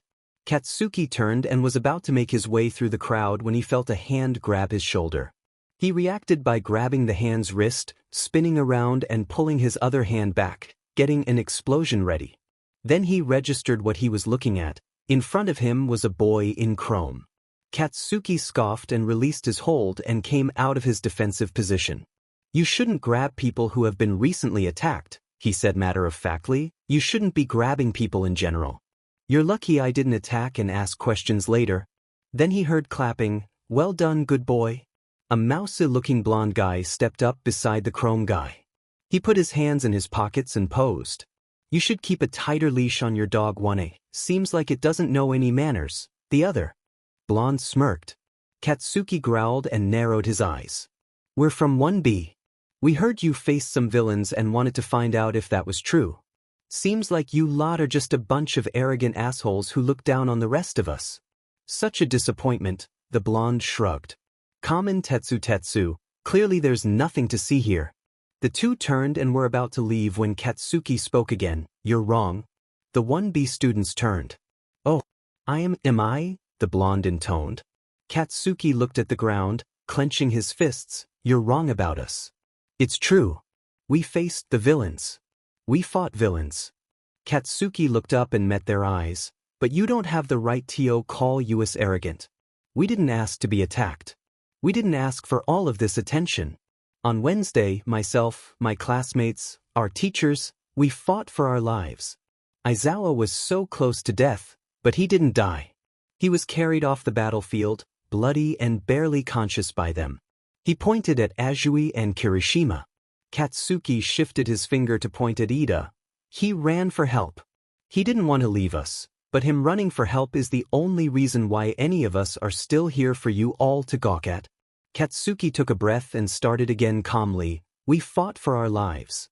Some of us stared death right in the face and are still here. Most of us watched our classmates and teachers stare death in the face. All of us came so close to not standing here today. If you haven't noticed, we're actually missing someone. Mineta left UA. Couldn't handle it and you know what that's valid. Katsuki let out a hollow laugh and noticed that the crowd and the 1B students flinched. We know what it means to be a hero. We've faced what's waiting for us when we graduate. We know what's out there. You don't. You call us arrogant. It's you all who are arrogant and clueless to think you have something on the class that looked death in the face and survived. We're better because we've already been tested much sooner than we should have and have proven ourselves. Katsuki finished his speech and felt drained. But he continued to hold his gaze with the crowd, not wanting to show any weakness. Then Glasses spoke. All right, all of you get out of here. Show's over. You all got your look. Bakugo is right. We have been tested against our will, and against our teacher's will. We won't back down. Looking over at their class rep, Katsuki could see that Glasses was just as over the interaction as he was. The class rep had a mix of fire and exhaustion in his eyes with a hint of doneness. Katsuki was surprised to hear such informality leave their class rep's mouth, but he supposed that given how tired he had looked all day, formality was out the window. Ida looked like he just wanted to go home and be done with the day. Katsuki could relate. Katsuki looked over at his class and saw the spark of determination mixed in with the tired, haunted look he's seen on his classmates all day. He looked back at the crowd. "You heard the man, scram," he said, letting off one explosion to encourage dispersal.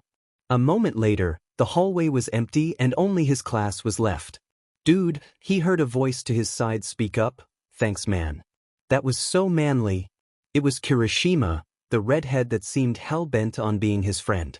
The guy who followed him Wednesday afternoon to Izuku's room and sat quietly while he lost his shit. He was grinning now and showing off his sharp, shark-like teeth. "Yeah, well, whatever, Sharknado. Damn extras don't know shit about us." "Now they do," he said. Then he turned and left. They had 2 weeks to train and get stronger. 2 weeks until they showed the school and the world that 1A was strong and wouldn't take a challenge lying down. Shoyuta was proud and disappointed. He was proud of his class and Bakugo for standing up for themselves. He was disappointed in Kan's kids, Monoma and Tetsu. He recognized them from the pool of accepted students. It was as Bakugo said, you don't grab people who had just gone through a traumatic event or in general, and you certainly don't call them out and confront them. He'd be speaking to Kan about his kids and about how to talk to coworkers, because that's what they'd all eventually be, who have gone through such an event. 2 weeks passed quickly and it was now the day of the UA Sports Festival. Shoyuta had 19 kids, which meant there was an open spot in the hero course. It wasn't guaranteed that spot would be filled, but it was more than likely. 2 things could happen.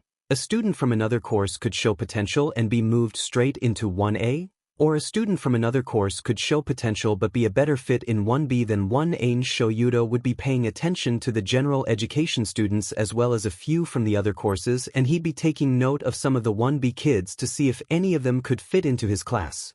"Hey babe, you ready to start?" His husband's voice shook Shoyuta from his thoughts. He nodded. "Wait. All right, ladies and gentlemen, boys and girls. It's time for the annual UA Sports Festival. Let's make some noise for our first-year students." Shoyuta could hear the cheers from the stands in the commentator's booth. As Hizashi announced each first-year class, Shoyuta had a feeling it would be a particularly interesting sports festival. Izuku was standing with his class as Midnight announced that the top scorer of the hero exam would be making a speech. "Hopefully, Kaken took my advice," he thought as the blonde stepped up to the mic. "I just want to say," Kaken started, 1A knows you extras are gunning for us. But we're here to show you all that we aren't weak and we won't back down. So come and get us." Izuku could feel multiple pairs of eyes on him and his classmates. Looking around, he saw the fire that had been lit under his class and under the other classes. Well, Izuku thought, that's one way to get everyone fired up. That's Kaken for you. He sounds rude, but he has a talent for getting people to do their best. Midnight stepped up and announced the first event, an obstacle course. They had a few minutes to get ready and lined up. Izuku could feel the buzz and hum of excitement around him. When Midnight said go, Izuku saw quirks powering up around him, his own included. Todoroki had iced the exit as soon as they could start. Most of his class and a mix of 1B and other students cleared his half-brother's ice. His half-brother was amazing. His control over his ice quirk was amazing, and the amount of power he could put behind it was awe-striking. Watching Todoroki during training the past 2 weeks was like watching a conductor. Todoroki controlled his ice with a calmness and a sureness that obviously only came from training his quirk for years. Izuku was in awe, but also grimaced internally at what that might mean for his half-brother's childhood. Nothing good if Enji was involved. However, the first obstacle was the robots from the entrance exam. Izuku was glad that he had better control over one for all this time. Breaking bones wasn't going to be what he was known for. Todoroki had frozen the robots in place around their feet and joints, but had also left them unstable. The robots quickly fell over after Todoroki got through them safely. Izuku idly hoped that there wasn't anyone underneath the robots. Kirishima and Tetsu popped out from the rubble with their quirks active, thankfully unharmed. Izuku cleared a path through and zipped off towards the next obstacle. The pit made him stop and think for a moment. Balancing across the ropes wasn't happening. He was a big guy, and while his balance was good, it wasn't that good. But he had the upper body strength, especially with the quirk, to swing across. He could bound across the plateaus with one for all in his legs, but he hadn't practiced leaping distances like that yet and didn't want to risk a fall. So swinging across the pit it was. He made it across relatively quickly. Todoroki had iced his way across, while Kakin flew with his explosions. He remembered the day Kakin figured out flight and had many memories of the blonde leaping off the top of the park swing set and crashing down before he finally figured out just the right way to fire off his explosions to take off and stay airborne. The last obstacle was a minefield. It was a vast stretch of dirt, but upon closer inspection Izuku could see that there were mines dug into the ground. They were spaced in such a way that even the nimblest and most sure-footed would end up tripping on a mine.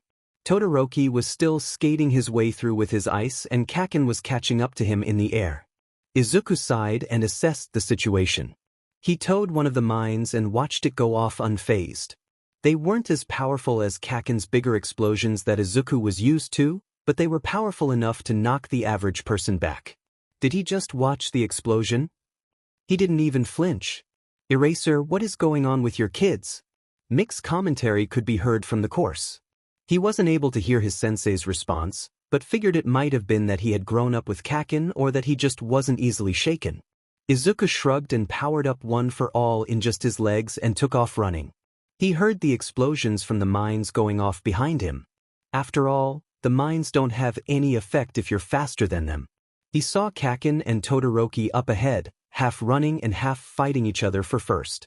Izuku zoomed past them and crossed the finish line. Looking behind him, he saw Kakin's face set in a minor scowl, and Todoroki's normally blank expression was accented with a hint of surprise and irritation in his eyes.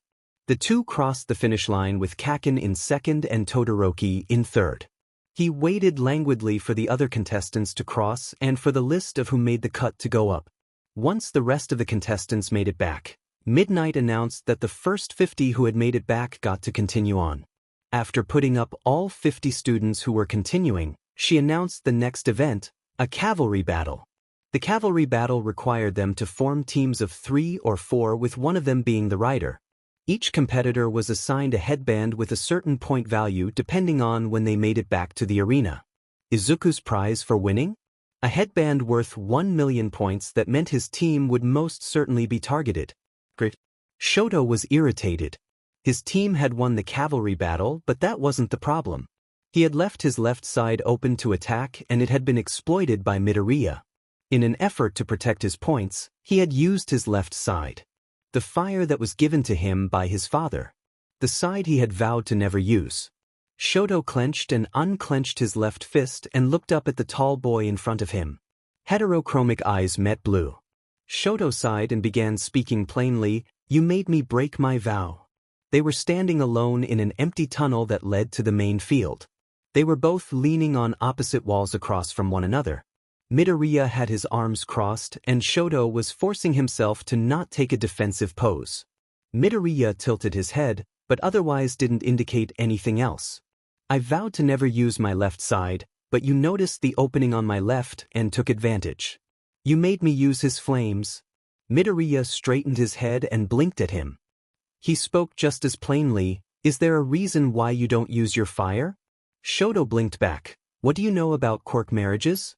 That seemed to get Midoriya's attention, if his eyes widening slightly was any indication. "I know that they're illegal," he replied. "Well, my father, Endeavor," Shoto began, "he and my mother had such a marriage. His life's goal is to beat all. He bought my mother's hand in marriage for her quirk. His quirk, Hellfire, has some drawbacks. He can overheat if he gets too hot. My mother has an ice quirk. I am the fourth of his children, the others deemed failed experiments by him. I was created and bred to best all might and become number one. His fire and my mother's ice came together into one, half hot, half cold. Unfortunately, my mother had suffered far too much before I was born. One day, upon seeing my left side, she no longer saw me. Instead she saw my father and threw boiling water on me. She tried to correct her mistake with her ice, but ended up scaring me. My father sent her away as punishment for hurting his masterpiece. That's why I refuse to use my bastard of a father's fire. I will win this without his fire and only my ice. Shoto stopped and stared up at the taller boy. For whatever reason, you have all might in your corner, which means I must defeat you. Don't hold back. Then he turned and left Midoriya standing in the corridor. Katsuki was stunned. Izuku always said that Endeavor wasn't all that, and that Katsuki was better off emulating Burnin, his sidekick, rather than the hero himself. Izuku, a giant fanboy with tons of merch and who loved all heroes, didn't ever talk about Endeavor and didn't own a single piece of Endeavor merch. If Endeavor happened to be on something Izuku owned, it was because he was with other heroes. Izuku's poster of the current top 5 was a shining example of that exception. Katsuki turned and went down the hall in the opposite direction. He wanted to pop off a few explosions but didn't want to alert Izuku or Todoroki. Izuku had been right about Endeavor, and while a part of Katsuki had always known that Izuku was probably onto something, a good chunk of him was pissed that he was right. The one-on-one battles were about to begin. During the break, Shoyuda had asked Nedzu for the files of the students remaining that weren't in his class. Flipping through the files, Shoyuda realized there was only one kid he was actually interested in. He didn't want to poach any of Kan's kids, and he knew Powerloader's problem child wasn't interested in heroics, thank God, so that left him with Hitoshi Shinso, the general education student.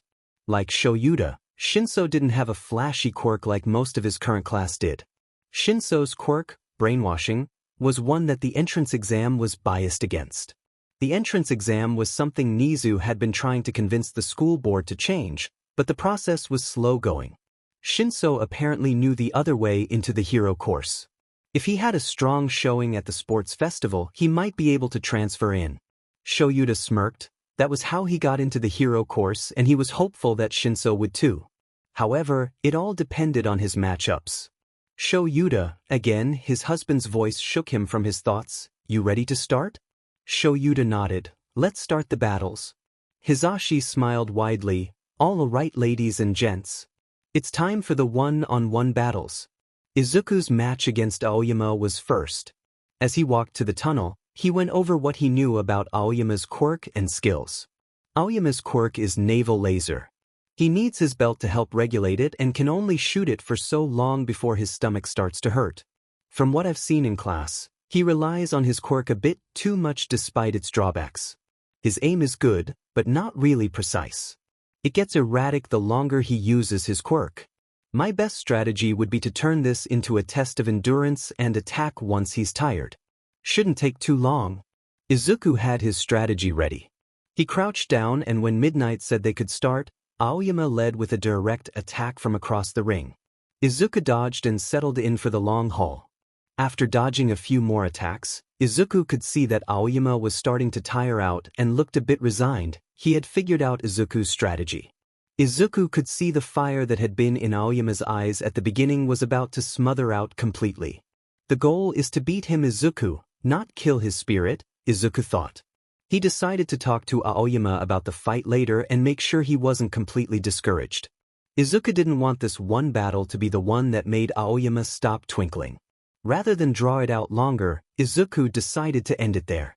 He launched his own attack against Aoyama with a flick of his finger. The burst of wind was enough to knock Aoyama out of the ring, and the match was over. Izuku was moving on to round 2. Hitoshi was pleased with his matchup.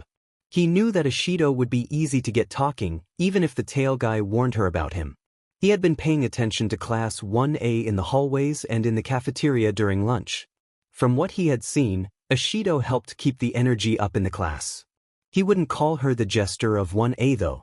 She was the party type that just wanted everyone to get hyped and stay hyped. She was good at it too.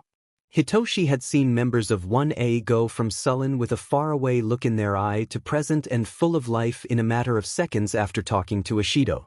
She could be serious, and Hitoshi knew that as well, but he was banking on her being the same Ishido he's seen around school, talkative and always up for a chat. He knew their match would be over swiftly without much fanfare. It wouldn't be like Todoroki's match where he made one move and immobilized his opponent with a glacier. It wouldn't be like the 1B girls match against 1As electricity user, where they both put up a fight. The case of the 1A class rep and the support course girl was an interesting one, but his match wouldn't be like that either. Midnight told them they could start and Hitoshi called out to Ishido. So, like, are you just the party princess of 1A or? He trailed off. Oh, I've heard about you. You're the one Jiro warned me of dashta. Hitoshi had her. He smirked, then commanded her to walk out of the ring. The match was over as quickly as it had started. Not a drop of acid had been spilled either. Hitoshi could only hope his next opponent would be as talkative as Ishido had been. Tokoyami's fight against Yaoyorozu was a good one in Izuku's books. She had put in a great effort to fend off Dark Shadow, but never got the chance to really go on the offensive. Kirishima and Tetsutetsu's battle had ended in a draw and would be decided with an arm wrestle. Izuku was walking to go check on Uraraka. Her match against Kakin had been brutal. Both parties had given their all and Kakin had been criticized by everyone in the stadium for not holding back against her. Thankfully, Aizawa stepped in and gave the spectators a piece of his mind. Kakin would never underestimate an opponent based on gender, physique, or quirk, and now everyone knew it and hopefully felt stupid for wanting him to go easy on her. Izuku had already been cornered by Kakin about if she was using his strategy, and he had immediately corrected him.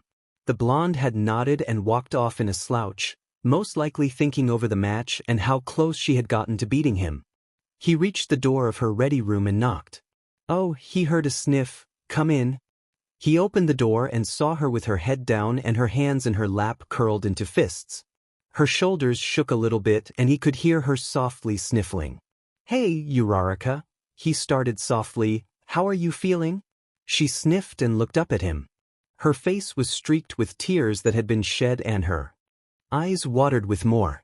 He could see that she was clutching her cell phone. Oh, you know. I wanted to win, but Bakugo was just better. Maybe if I had come up with a better strategy, I might have won. Or if I was stronger, I wouldn't have collapsed like that. Izuku shook his head. Oh. Kakin is a hard opponent. You did everything right. I've been watching Kakin for years. When he finally looked up, I could see him get concerned for a second. His reflexes are just really good and he's also really good at strategy.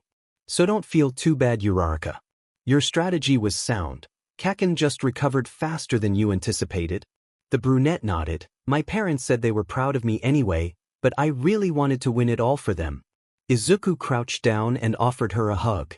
She collapsed into him and he held her for a moment while she cried. They parted when they heard the cheer of the crowd. They looked up and saw that Kirishima had won the tiebreaker. Well, I better get ready for my next match, Izuku said looking at the screen in the room. Looks like I'm going against Todoroki.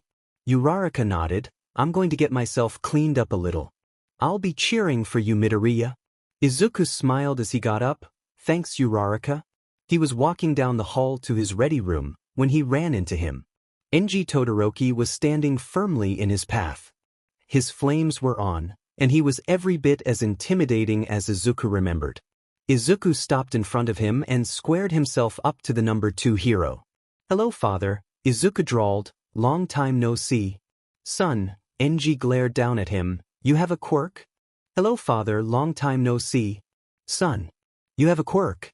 Izuku rolled his eyes. It appears that I do in fact have one. How nice of you to notice. When did it come in? Demanded. I don't believe that's any of your business, considering you don't have any legal claim to me. You don't even pay child support? Izuku shrugged. Well, you haven't since I was 6. Insolent child, growled. How dare you speak to me that way? Kinda glad you didn't take a deeper interest in me, Izuku said, sighing. Nisan doesn't seem as lucky. Glared down at him. You know nothing? Oh, but I do, Izuku replied. I have to go now. My next fight is soon. You should go too. You don't want to miss your sons fighting each other, do you? Izuku moved and went around feeling the blaze of fire that encompassed his sire grow hotter as he walked past. As he continued down the hall, Izuku could hear Enji growling under his breath as he stomped off to who knows where. Rounding the corner, Izuku finally let out the breath he was holding. Izuku looked around and confirmed that he was alone in the corridor. Memories from his childhood threatened to surface and consume him. Flashes of fire and pain and Enji glaring down at him licked at his mind. Izuku shook his head and took a few deep, grounding breaths. Out in the arena, it would just be him and Todoroki. Nothing else mattered, Enji didn't matter. The battle was starting to get drawn out. Shoto could feel his right side threatening to start icing over and his breath was starting to get frosty too. Midoriya was dodging each of his attacks and had yet to actually get in close enough to land a hit on Shoto, but despite that Shoto was getting tired and Midoriya looked like he could keep going for much longer than Shoto could. Shoto launched another ice attack at Midoriya. Throwing himself out of the way of Midoriya's air blast attack, that he seemed to finally remember he could do, Shoto sent out icicle spikes towards Midoriya before catching himself and rolling to his feet again. Frost started to gather around his shoulder and elbow, which meant Shoto didn't have much time until he started suffering from quirk exhaustion. He only had one option: finish the fight. Shoto refused to use his left side and endeavors fire to get him out of his current situation. He would find a way to win without the use of fire. Izuku noticed the moment the battle turned to his favor. He knew from their conversation that Todoroki was making a point to not use his fire at all, but that left him open to attack on that side. His half-brother was defending his left well, but Izuku could tell he was getting tired. Dodging Todoroki's icicle attack, he watched as the other team carefully rolled himself back to standing. He had done it a few times throughout the match and seemed well practiced in it, most likely because of Enji, Izuku supposed. But Izuku also noticed that Todoroki's latest roll was slower and a touch more careful. He's getting tired, Izuku thought. He sent another air blast towards his brother and darted forward, hoping to catch him for a proper hit. The blast was aimed towards Todoroki's back with the intention of forcing him forward to Izuku. The attack worked in the sense that it brought the two closer. Unfortunately, Todoroki wasn't quite in a position for Izuku to easily land a hit. But Izuku was able to assess his brother's condition. Todoroki wasn't looking that great. He was sweating, but he also looked rather frosty. Izuku could feel the cold rolling off of Todoroki and after a quick glance, knew that Todoroki was just a few more ice attacks away from succumbing to quirk overuse. Todoroki needed to warm himself up, but Izuku knew he wouldn't. One day, he thought to himself, I'll just mind my own business. Today was not that day though. You're looking rather frosty there, Todoroki, Izuku called out. I can still fight and I can still win, his brother huffed back.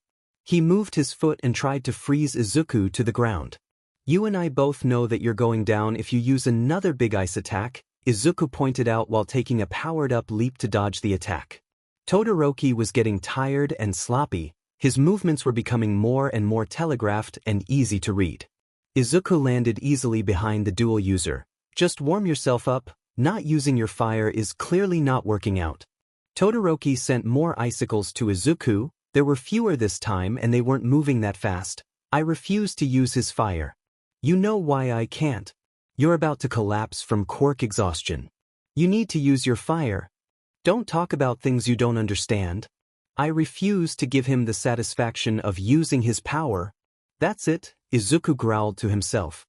He dodged again and got ready to move in close. It's your fire, Todoroki. Not his. Your quirk is half hot and half cold. How do you expect to win with half of your power? Izuku leapt at his brother and got ready to deal his final blow. He was aiming specifically for Todoroki's left side. Two things could happen, either his attack would land and he would win, or Todoroki would use his left and the fight would continue. He felt the air pressure build as he got closer to Todoroki. He saw the moment his brother stopped feeling conflicted and acted on the instinct that he had been actively suppressing. Todoroki lifted his left arm and fire shot from his hand. It wasn't a lot, but it wasn't controlled like his ice was.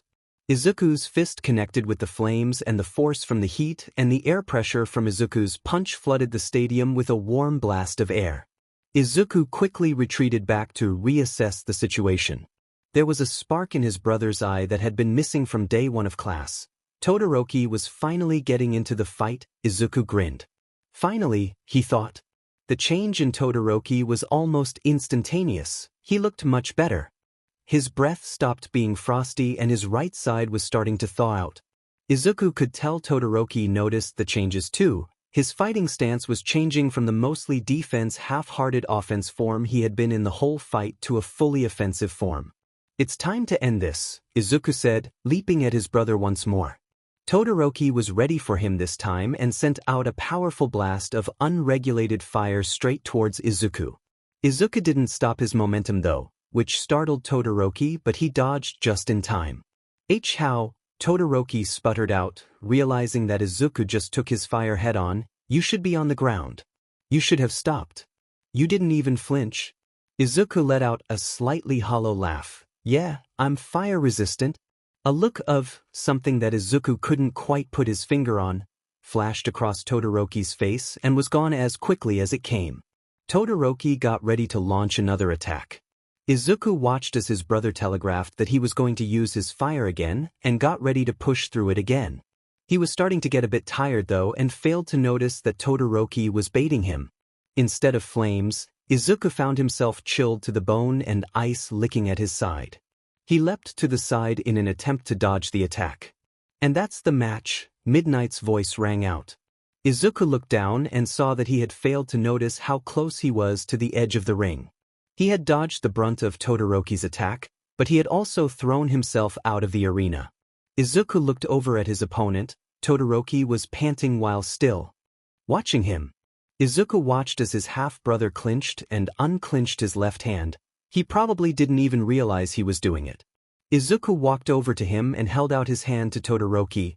"Good match, Todoroki." The dual-tone teen blinked owlishly at him before realizing what Izuku was doing. Carefully, Todoroki took Izuku's offered hand and shook it. "Yeah," he started. "Good match, Midoriya." Midnight declared Todoroki the winner and that the next battle would begin shortly. The two left the field through the tunnels they entered in and the match between brothers was over. Shoto was in deep thought as he walked back from being treated by Recovery Girl. Midoriya had said he was resistant to fire, but how was that possible? He knew Midoriya's mother had a telekinesis quirk because Midoriya had said so in class when Uraraka had asked him last week. So where did fire resistance come from? Shoto was in the middle of wondering if All Might had ever experienced a burn when he felt an oppressive presence moving towards him. He looked up and saw his father walking towards him. Shoto looked around and realized that he and his father were alone because of Ida's match against the 1B girl with the vines. The faint cheering from the stands sounded so distant and made Shoto feel even more alone. Shoto gulped as Endeavor stopped in front of him. He couldn't get a read on his father's expression. "I'm proud of you, Shoto," Endeavor said looking down at him. "You used the fire I gave you. We'll have to adjust your training. I have the perfect move to teach you. Internships are coming up, so you can learn it when you intern with me. You're finally moving past this ridiculous rebellious phase." "I haven't, actually," Shoto said, surprising himself. He took a deep breath and steeled himself before pressing on. "I made a promise to myself to not use your fire." He held his father's gaze as he spoke, "and I still haven't gone back on that." Endeavor crossed his arms and hardened his expression, but he was still listening. "While I was fighting," Shoto said, not looking away, "Midoriya said something to me." He broke his gaze and looked down at his left hand. Endeavor huffed out a puff of smoke. "And what does that nobody have to do with anything?" Shoto glared up at his father. "Midoriya said that the fire was mine, not yours. And for a moment, when he launched his next attack aiming for my left side, I forgot about you." Endeavor rolled his eyes. "Whether or not that's a good thing," Shoto continued, "remains to be seen." "Shoto," Endeavor started. "Enough, Endeavor. Just the man I was looking for." The two Todorokis turned and saw All Might walking towards them. "Ah, young Todoroki," All Might greeted when he reached them. "Congratulations on your win against young Midoriya." "Thank you," Shoto said with a nod. "If you'll excuse me, I'd like to go watch the rest of the fights." All Might patted him on the back. "Of course. Off you go. I have some business to talk about with your father." Shoto nodded to All Might and gave his father one last glare, before turning and making his retreat back to the stands where his class was sitting. Thank Nizu for all might. To Hitoshi, the battles following Midoriya and Todoroki passed by quickly. The 1A class rep had ended his match against a 1B student quickly by rushing her and pushing her out of the ring before she could attack. The explosive 1A student and the one with the hardening quirk went a bit longer, but ultimately the explosive blonde had won. Now it was Hitoshi's turn to battle again. He was going against 1A's Prince of Darkness. He had seen Tokoyami's quirk in action throughout the day, especially in the cavalry battle. It seemed that his quirk, Dark Shadow, was either sentient or semi-sentient. Hitoshi knew he wouldn't be able to get Tokoyami to talk to him. The boy had hardly said a word to his own classmates, but he was hoping that Dark Shadow had enough sentience and consciousness to count as a target for his quirk. It would be a learning experience for both parties. Midnight told them to begin and Dark Shadow rocketed towards Hitoshi. He dodged to the right and tried rolling to regain his footing, but mostly Hitoshi found himself eating dirt. He got up and before Dark Shadow could rush him again, he called out, "So do you just do whatever he tells you to do, or do you have a brain somewhere in there too?" Tokoyami's feathers fluffed as he called out, "Don't answer him, Dark Shadow." But the shadow creature had taken the bait. "I'm my own B-. Dark Shadow felt different under Hitoshi's control compared to how most people felt. There was something just off about how it felt. It felt almost wrong, but Hitoshi knew he had full control. Shaking off the strange feeling, Hitoshi gave his command, "Move Tokoyami so that he's out of bounds." Tokoyami let out an indignant squawk as his quirk dragged him out of the ring, trying to figure out how to break Hitoshi's hold.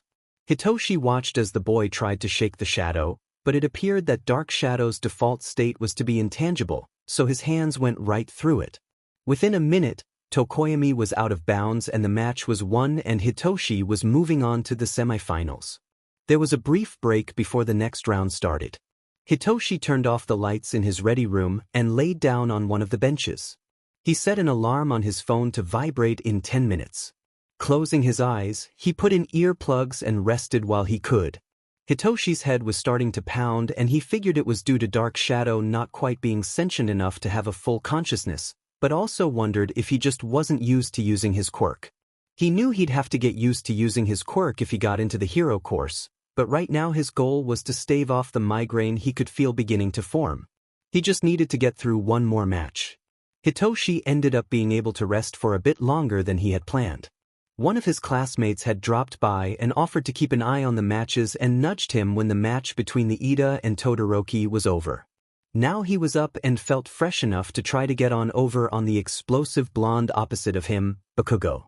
He had heard of the blonde's temper from whispers in the hall between classes and had seen firsthand how much of a handle Bakugo had on his quirk in the sports festival. He hoped that he'd be able to catch him in his quirk quickly. Midnight gave the go-ahead and Hitoshi opened his mouth. "So your 1A's palm dash," he got cut off by an explosion. "If I can't hear you," he barely heard the blonde yell over his explosions, "then your quirk won't work, right?" Bakugo was letting out explosions from his palms in quick succession. He was crouched down in front of Hitoshi, coiled and ready to strike. Hitoshi could see victory slipping away. Bakugo was right. "I'm all warmed up too." Plenty of sweat to ignite, Bakugo barked out, "Not much you can do here, mindfuck." "Mindfuck? That's new," Hitoshi thought as he got ready to dodge. Bakugo's explosions were getting louder and Hitoshi thought the blonde was getting ready to launch and attack. Bakugo leapt at him shortly after, one palm in front of him and one behind him. There was a blast behind the blonde. He used an explosion to propel him forward more. Hitoshi leapt to the left and narrowly avoided the explosion Bakugo had aimed at him.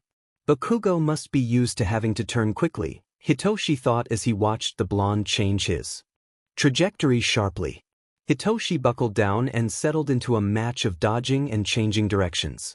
Several explosions later, Hitoshi felt one get a little too close for comfort. He leapt into a roll on instinct, but felt himself over-rotate. He got back on his feet and got ready to keep moving when he heard the whistle. "Shinso is out of bounds." "Bakugo is the winner," Midnight declared. Hitoshi looked down and saw that he was a few inches outside the ring. He had rolled too far during his last dodge. He looked at the timer on one of the screens and saw that his match had lasted about 8 minutes. Shrugging, he walked over to Bakugo and shook the blonde's hand before heading off back to his ready room. He hoped he had done enough to get into the hero course, time would tell. Shoyuta flipped through Shinso's file for the 7th time that day. The Gen Ed student was solid academically and had passed the written exam for the hero course, but hadn't managed to get through the practical. His quirk was called brainwash, but Shoyuta thought it was more like hypnosis. The kid wasn't quite where Shoyuta would like him to be athletically. Shoyuta thought Shinso would be a good fit for his class. He had performed well in the sports festival with the mental quirk. His final battle with Bakugo was bad luck but did show that he could at least get away from an opponent that was a bad matchup. Shoyuta would have to teach the kid how to fight a bad matchup, but that went for most of his current students. Shoyuta stretched and let out a deep sigh. "Everything all right, kitten?" Hizashi asked, noticing Shuta's movement. "Everything's fine, Zashi," Shoyuta gently replied. "I think I found my student." Hizashi got up and walked over to see the file in front of his husband. "Oh, good choice," he hummed in agreement. "Better tell Nizu." Katsuki was agitated. He had won, but it didn't feel like a real win. Icy Hot hadn't used his fire like he did against Izuku. On the one hand, he understood why.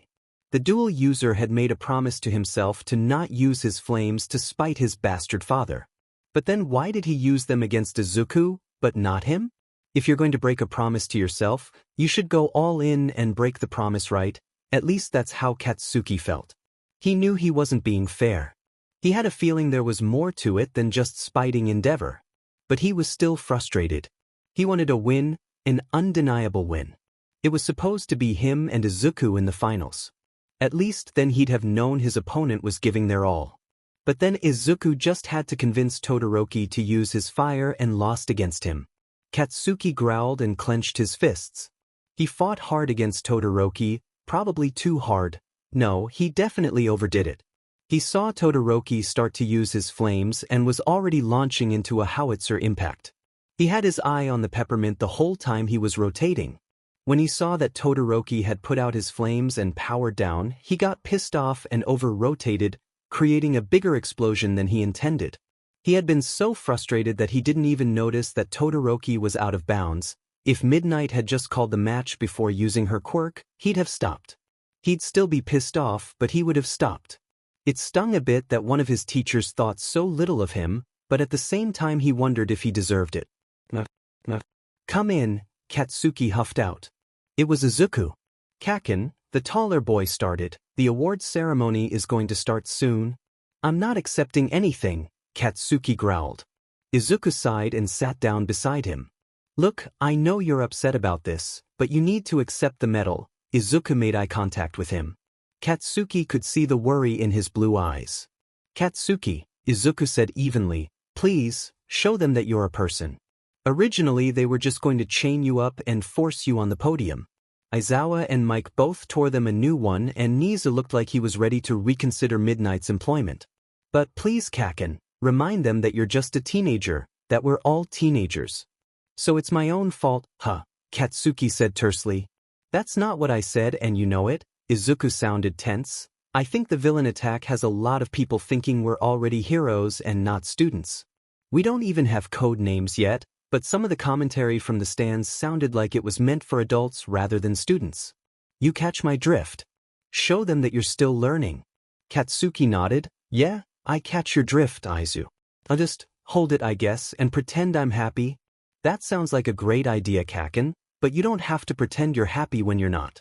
No one can say anything once you're out there." Izuku was right. There were better ways to get his point across. Shoyuta was livid. How dare Namuri knock out his student? She didn't even give him a chance to correct himself, just deemed him too dangerous to handle and knocked him out like a rabid animal. Shoyuta rounded the corner to where the other teachers were getting ready for the awards ceremony. "Namuri," Shoyuta bit out.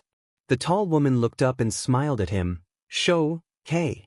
Finally decide to come down from that box, huh? Don't give me that, Namuri." "What were you thinking?" Shoyuta glared. "Bakugo is a student, not a villain." Namuri's smile slipped from her face. "He was out of control, Shoyuta. Not all of us can erase quirks." Shoyuta shook his head. "You didn't even give him a chance to correct himself." I realize you don't know Bakugo like I do, but you should have at least given him a verbal warning. He would have stopped if you told him to. Nemuri furrowed her brow. That's not how it looked from where I was standing. And how were you standing? What did you see? A student or a villain? Because you have essentially told a stadium full of heroes and spectators and who knows how many people nationally, that you think Katsuki Bakugo, a student, should be treated like a villain and not given any warning. His statement must have struck a chord because suddenly her expression went slack and Shoyuta could see realization cross Nemuri's face. Oh my god, she whispered out, did I really just? Oh no. I'm so sorry, Shoyuta. I didn't even think. Oh my gosh. She was properly horrified by what she had done now. Good. Shoyuta shook his head. Don't apologize to me. You need to apologize to Bakugo. You're lucky he doesn't even know about the chains. Whose bright idea was that? Certainly not All Might's. Cementus, who had been listening nearby, spoke up and looked just as ashamed as Nemuri did. That would be me, Aizawa. Shoyuta groaned. Two of his more level-headed colleagues had both lost their minds that day. You don't talk to me until Monday, he said tensely to Cementos. The other hero nodded and made himself scarce. I'm going to go get Bakugo. You can just stand over there and not talk to him and look sorry. Shoyuta turned on his heels and stalked off to find his student. The awards ceremony was uneventful. Ida had to leave because of a family emergency, so it was just the purple-haired Gen Ed guy on the third-place podium. Icy Hot was to his right and looked like he was a million miles away. His blank, 1,000-yard stare was starting to creep Katsuki out. Katsuki stood quietly on the podium and waited for All Might to hand out awards. He glared at his feet and was letting everyone know through his body language that he wasn't happy. All Might finally reached him. Congratulations, young Bakugo, the hero cheered. You've won first place. All Might reached out and went to put the medal over Katsuki's head. Katsuki reached out and took it in his hands instead. All Might nodded sagely and didn't fight him on it. You may not feel it was well-deserved, but a win is a win, young Bakugo. Not all fights will feel hard-won. And then the ceremony was over. Hitoshi was star-struck. Standing in front of him was Shoyuta Aizawa, Eraserhead. Hitoshi knew Eraserhead worked at UA, but he never thought he'd get to meet him since he wasn't in the hero course. But here he was, Hitoshi's idol and role model standing in front of him. Eraserhead, he squeaked out, embarrassed that he couldn't get his voice to work right. In the flesh, sort of, the hero drawled, I'm still a mummy man, as a few of my students would say. Hitoshi nodded with wide eyes. If you're looking for your students, they went to the stands to meet up with the rest of your class. Helpful for later, but no, Eraserhead said, I'm here for you. Eraserhead was looking for him? Me? Are you sure? Hitoshi asked, furrowing his brow in confusion. You idiot, what if he reconsiders and says no? He berated himself. Yes, you, the underground hero elaborated. You are aware that students who perform well that aren't in the hero course are able to be considered for transfer? That is why you also applied to general education, as a backup in case you couldn't pass the practical. Hitoshi nodded. You've seen my file then. He didn't want to let himself get too excited, but the anticipation was building. Got it right here. Eraserhead pulled the folder from seemingly out of nowhere. I'm actually quite impressed. That's hard to do, by the way. Hitoshi gulped and nodded. You're a good student. You passed the written exam for the hero course. With flying colors, but you failed the practical. Robots trip you up? Shinso nodded. There'll be opponents you're a bad matchup for and who might be stronger, larger, or more powerful than you. I face it every day in the field. But you're a trained pro, Hitoshi blurted out. And you will be too, but first the matter of your schooling. Eraserhead opened up the folder and pulled out a paper. Hitoshi Shinso, he said, holding out the paper, I would like to extend the offer to you of transferring from the general education course to the hero course. Please have your guardian sign this form and deliver it to the school ASAP. Hitoshi grinned. Really? Yes, really, Eraserhead said, softening his gaze. You'll be joining my class after the sports festival has concluded. Congratulate dash. He was cut off by Hitoshi rushing and hugging him. Careful, kid, I'm still healing. Hitoshi released his new teachers. Sorry, sir, just really excited. Wow, I actually did it. Yes, you did. Now run along, you have a form to get signed before it's official. Hitoshi saluted the hero, yes sir, and then ran off to find his moms. They'll both be thrilled. Izuku is talking to All Might when Todoroki approaches. Hello All Might, his half-brother greeted the hero. Do you mind if I borrow Midoriya for a moment? The hero smiled and gave him a pat on the back. Not at all, young Todoroki, you boys have fun. I'm going to try talking to Endeavor again. I see him now. The hero left them alone and waved at Enji, who looked like he'd rather talk to anyone else but All Might. Izuku chuckled a little, then turned to Todoroki. What's up, Todoroki? He asked. His brother looked at him thoughtfully. Can we talk somewhere more private? Again? Izuku thought. Sure, I think there's an empty room down this hall. The two boys walked quietly down the hall. The room was indeed empty, and the hall itself had quieted down since everyone had already left the stadium. Izuku shut the door behind them.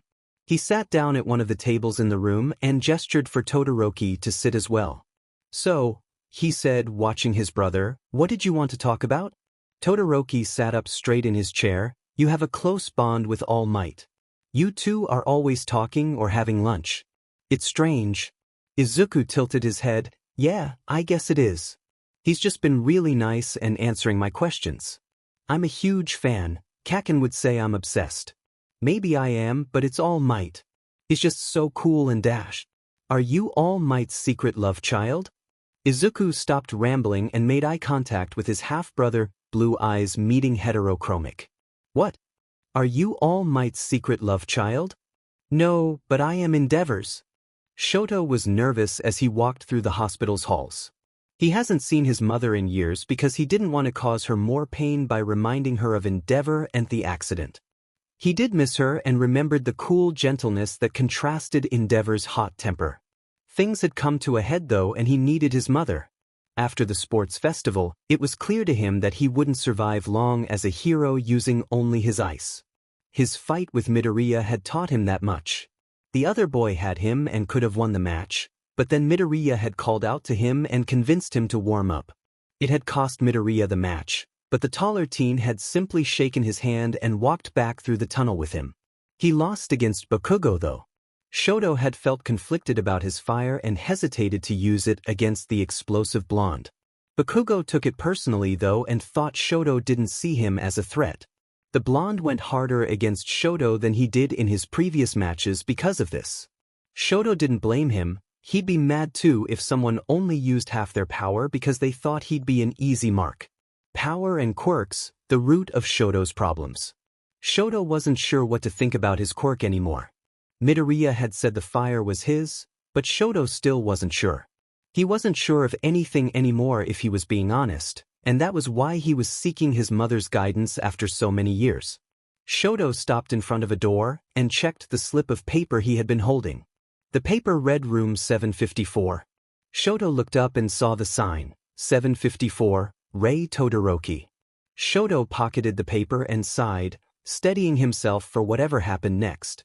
He decided that he wouldn't mention Midoriya being his half-brother until he thought she could handle it. Shoto hadn't even told Fuyumi and Natsuo, and he was certain Endeavor didn't know that he knew. Shoto would keep this piece of information to himself until he could talk to Midoriya about it some more. Fire and heroics. That's what he needed to talk to his mother about. He raised his hand and knocked softly on the door. Come in, he heard a soft voice call. Shoto opened the door and there in a chair next to the window was his mother, Rei Todoroki. She was thin but looked healthy. Her long snow-white hair looked like a silky waterfall down her back. She turned and for the first time in years, Shoto saw her gray eyes. They were warmer than he remembered. He cleared his throat. Hello, mother. She smiled at him. Shoto, her voice soft and happy, you finally came. Izuku wanted answers. He needed answers. He had decided to wait until this morning to ask his mom his questions. Last night had been celebratory and he didn't want to ruin that. Izuku checked his phone and sent a quick text to Ida. I saw the news. I hope your brother is okay. Let me know if you need anything. I'm here for you. Midoriya. His mom was busy making breakfast when he walked into the kitchen. He could smell bacon, which meant she decided to make an American-style breakfast. Morning, Izuku, she said cheerfully to him, looking up from the eggs she was preparing. "Good morning, Mom," he said. "Need any help?" She waved and gestured for him to sit down at the table. "Oh no, everything is pretty much done. I just need to plate these eggs." Izuku sat down at the kitchen table and watched as his mom made plates for both of them. "There," she said, setting a full plate in front of him. "Eat up, you're a growing boy and you had a big day yesterday." Smiling at her, he dug in. Conversation was light and Izuku almost felt a little bad for wanting to talk about Enji, but he needed to know. "Shoto Todoroki is in my class," he said. His mother sighed and set down her fork. "Yes, I saw that on the TV yesterday." "Shoto Todoroki is my half-brother," Izuku pressed on. "Yes," his mother nodded. "He is." "Why didn't I know I had other siblings?" "I didn't want you to feel ashamed of the circumstances of your birth. I didn't know until you were born and he didn't want his name on the birth certificate. It's not fun realizing you are the other woman." Izuku picked up a piece of toast to chew on while his mother continued. "He kept his family out of the spotlight so well and still does. I don't know how many children he has, nor who his wife is. When I first heard the name, Shoto Todoroki, I thought, oh, this must be one of his. I am sorry, Izuku, that I never told you that you have other siblings. I just never knew who or how many." Her eyes were watery now. Izuku got up and gave her a hug. "It's okay, Mom," he said, hugging her. "I'm not mad, just surprised, I guess." He pulled away and wiped his own eyes. "There's 3 others besides Todoroki and Todoroki said he was the 4th, which makes me the 5th. The 2 got up and cleared the table in silence. Izuku was cleaning the dishes when he finally asked his second question. "Why him? Why Enji?" Inko looked up from the bit of work she had brought home with her. She looked thoughtful. "I was young and single and wanted a child. I hadn't met anyone and was about to go to a fertility clinic and start my own family. I was out one night with some friends when I got approached by a man." His mother had a faraway look in her eye as she remembered. "He had seen me call my keys to me with my quirk," she continued. "He said he was worried about if I was sober enough to drive and wanted to just make sure I was okay. He was charming and I was flattered and ended up giving him my number." Inko shook her head and smiled at Izuku fondly. "We went on a few dates and finally I revealed that I wanted nothing more than to be a mother, and that was that. I don't think I ever fully registered who it was that I was dating. Enji Todoroki is very different from Endeavor. No one ever recognized him when we were out together." Izuku nodded and continued washing the dishes while his mom went back to looking at her work. The atmosphere settled into a quiet calm. Izuku decided that he would ask more questions later. He felt his phone vibrate in his pocket. Wiping his hands on a towel, Izuku checked his messages. "Have you talked to Ida yet? I texted him last night and this morning and he still hasn't answered. Uraraka. I texted him this morning after I saw the news. He's probably busy with his family. He knows we're here for him. Keep your phone on you. He's bound to talk to one of us. Midoriya." Shoto's visit with his mother was going well. He and his mother had spent the morning catching up and getting to know each other again. Shoto learned that she enjoyed knitting and needlepoint and sitting on a bench under the cherry tree in the garden when they let her go outside. She said it was peaceful and a nice place to watch the seasons change. Shoto had told her that he liked cold soba and reading in quiet corners of the house. He had gone with her to lunch, and now they were back in her room seated across from each other at her little table by the window. "Shoto," his mother's voice shook him from his thoughts. "What is it that you really wanted to ask me?" Shoto froze. "How did you know?" He heard her chuckle softly. A mother knows Shoto. "What did you come to ask me? Am I fit to be a hero?" The question was out of his mouth before he could process it. He turned to face her and saw her smiling again. "Of course you are, Shoto," she said lightly. "Why would you think that you aren't?" Shoto looked down at the table. "Because I don't know what I'm doing beyond what Endeavor wants." There was a beat of silence. "Shoto, look at me," his mother said. Shoto met her eyes again and saw certainty. "Do you remember when we'd watched the news when your father was out doing hero work?" Shoto shook his head. "We used to flip channels until we found something interesting. Usually it was an interview with a hero." Shoto tried to remember as she spoke, but came up empty-handed. "One night we were watching an All Might interview. He was talking about that big rescue. Do you remember what I told you? Shoto shook his head. Sorry. That's fine, I do. I told you that you're not bound by his blood. Decide who you want to become dash. And be all you can be, Shoto finished with her. I had forgotten that, he admitted. His mother smiled at him again. You're fit to be a hero, Shoto. Be the hero you want to be. But what about my fire, Shoto started. I used it in the sports festival. I know now not using it would make me a less effective hero, but how can I use a fire that has hurt so many? You're punishing yourself for something you didn't do, Shoto. She reached across the table and placed her hand over his. It's your fire, not his. Midoriya said the same thing, Shoto admitted. Well, Midoriya is right, his mother said, giving his hand a squeeze. All the same, I think I need to hear it for myself, Shoto said looking into her eyes. Mother, do I have your permission to use the fire side of my quirk? His mother nodded. Of course, Shoto. Just promise me this. Shoto waited for her to continue. Be the hero you want to be and be happy doing it. I will, mother, I promise. It was a few hours before dinner and Izuku still hadn't heard back from Ida. Uraraka hadn't either and Izuku was getting a little worried. The news articles had updated earlier to say that Ingenium had been attacked by Stain, the hero killer. Izuku sent off another text. Hey, I know you're probably with your family. But let us know if you need anything at all or if you want to talk. We're here. Midoriya. Pocketing his phone, Izuku went out to the living room and sat down on the couch with his mother. More questions? His mother intoned as she closed the book she had been reading. Yeah, Izuku nodded, if you don't mind. I figured you'd ask them eventually. It was just a matter of when. Izuku nodded. Why did you let him keep coming back? You saw me coming home with new injuries, so why did you keep letting him come back? He knew it sounded like he blamed her for what happened when he was a child, but needed to know why. His mother sighed. When I got pregnant with you, I had a good job that paid well. But shortly after, my company made cuts and I got laid off. NG offered to pay for everything, the house, the bills, food. So I let him and started focusing on you arriving. I was going to go on maternity leave soon anyway, so I didn't mind too much. And after, Izuku asked. After you were born, NG continued to give me money for our living expenses, child support, essentially.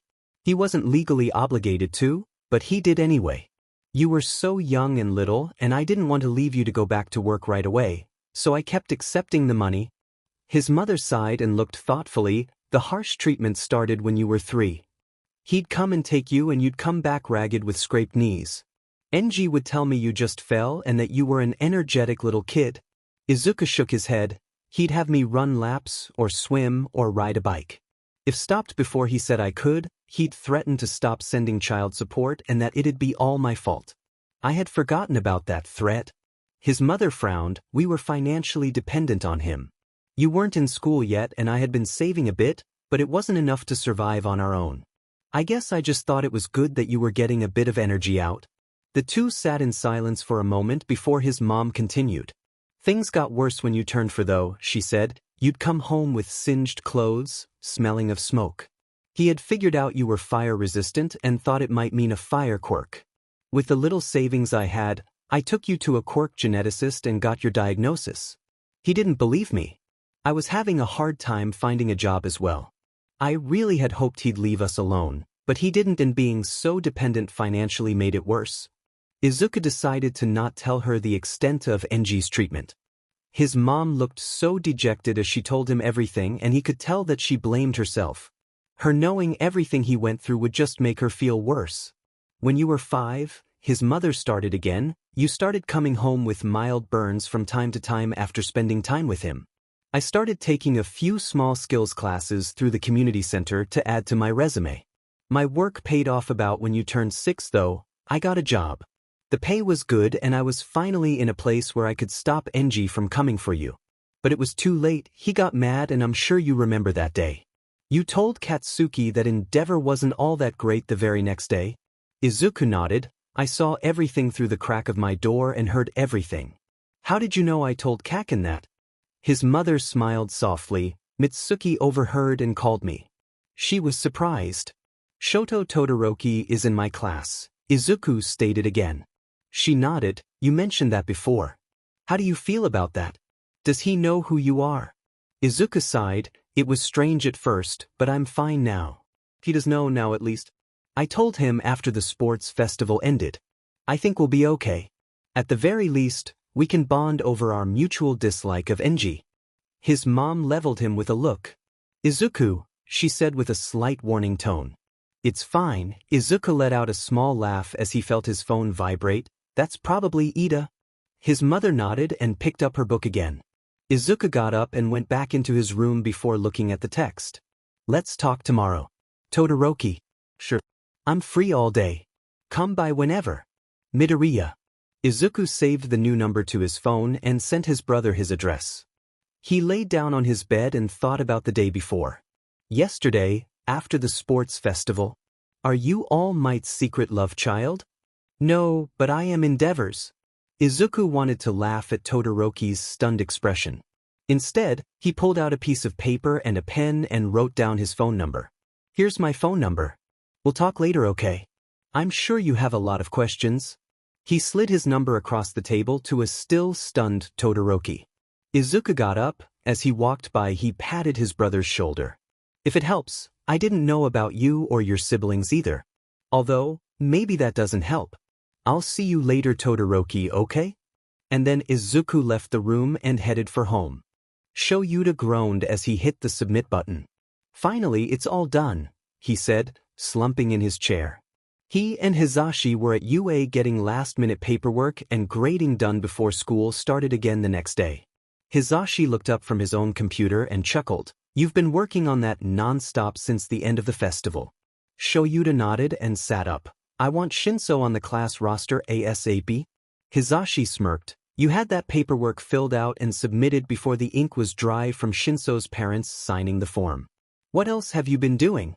Shoyuta wished he had his scarf to hide in as he looked to the side. Forms for an internship offer. Hisashi's eyes widened. For Shinso? You never take on interns. Shoyuta stretched and got up. He's behind in heroics training and sorely needs some hand-to-hand combat training. Shoyuta made his way over to the coffee pot. I'll still take him out on patrol, but it's mostly so I can get him caught up, he continued as he poured himself a mug. Hisashi was smiling at him when he turned back around. What? He asked. His husband shook his head and turned his attention back to his own work. Nothing. Izuku was cleaning his room for the third time that day and it was barely 9 a.m. Shoto was supposed to come to his apartment around 3 so they could talk. His mom was out and wouldn't be back till later, so they'd be alone. To say that Izuku was nervous was an understatement. Ida also hadn't replied back to him. He and Uraraka had sent the class rep another round of texts that morning after hearing nothing from him the day before. Izuku was getting a little bit worried and hoped that he'd see Ida at school the next morning. Izuku hummed to himself as he let his mind wander and paused when he realized that his mind was settling on Katsuki. He and Katsuki had history, a lot of history. Not all of it was good, but not all of it was bad. After the USJ, things had gotten a lot better between them. They started hanging out after school together, sometimes with other friends and sometimes just the two of them. They also started breaking down All Might's fights again like they did when they were kids. It almost felt like they were kids again, except there was still some tension. Izuku wasn't sure what the tension was stemming from, but he could feel it and wondered if Katsuki could feel it too. Speaking of Katsuki, Izuku pulled out his phone, dialed a familiar number, and put it on speaker. Yeah, what do you want? Katsuki's voice filled the room. Just thought I'd check on you. See how you were doing after the festival, Izuku said casually. Katsuki said, I'm fine, Izuku. Aizawa, Midnight, Nizu, and Cementos talked to me after the award ceremony. It's fine. It wasn't fine and Izuku could hear it in Katsuki's voice. Katsuki sounded not like Katsuki. His voice held subtle notes of lostness and uncertainty. It was unsettling to Izuku. I've got a bit of time. Can you meet me at the park at our spot? Izuku asks casually. Sure, whatever nerd, it's not like I'm doing anything else. I'll be there in 5. Katsuki hung up and Izuku started making his way to the door. They found each other quickly and went into the forest to what they called their spot. Their spot is a small clearing with an old tree that had always been perfect for climbing. Izuku and Katsuki had both fallen out of the tree several times as children. The two teens decide that they might be too big for the tree to hold them both and sit underneath it instead. So, Izuku began, "What aren't you telling me? Where's your head at Katsuki?" Katsuki laughed with a note of hollowness sneaking its way in. "Katsuki, huh? You always could tell when I was upset." They sat in silence for a beat before Katsuki spoke again. "Are they right? Am I a villain?" The mask of fine fell away from Katsuki's voice. He sounded so far away from Izuku despite him being right there next to him.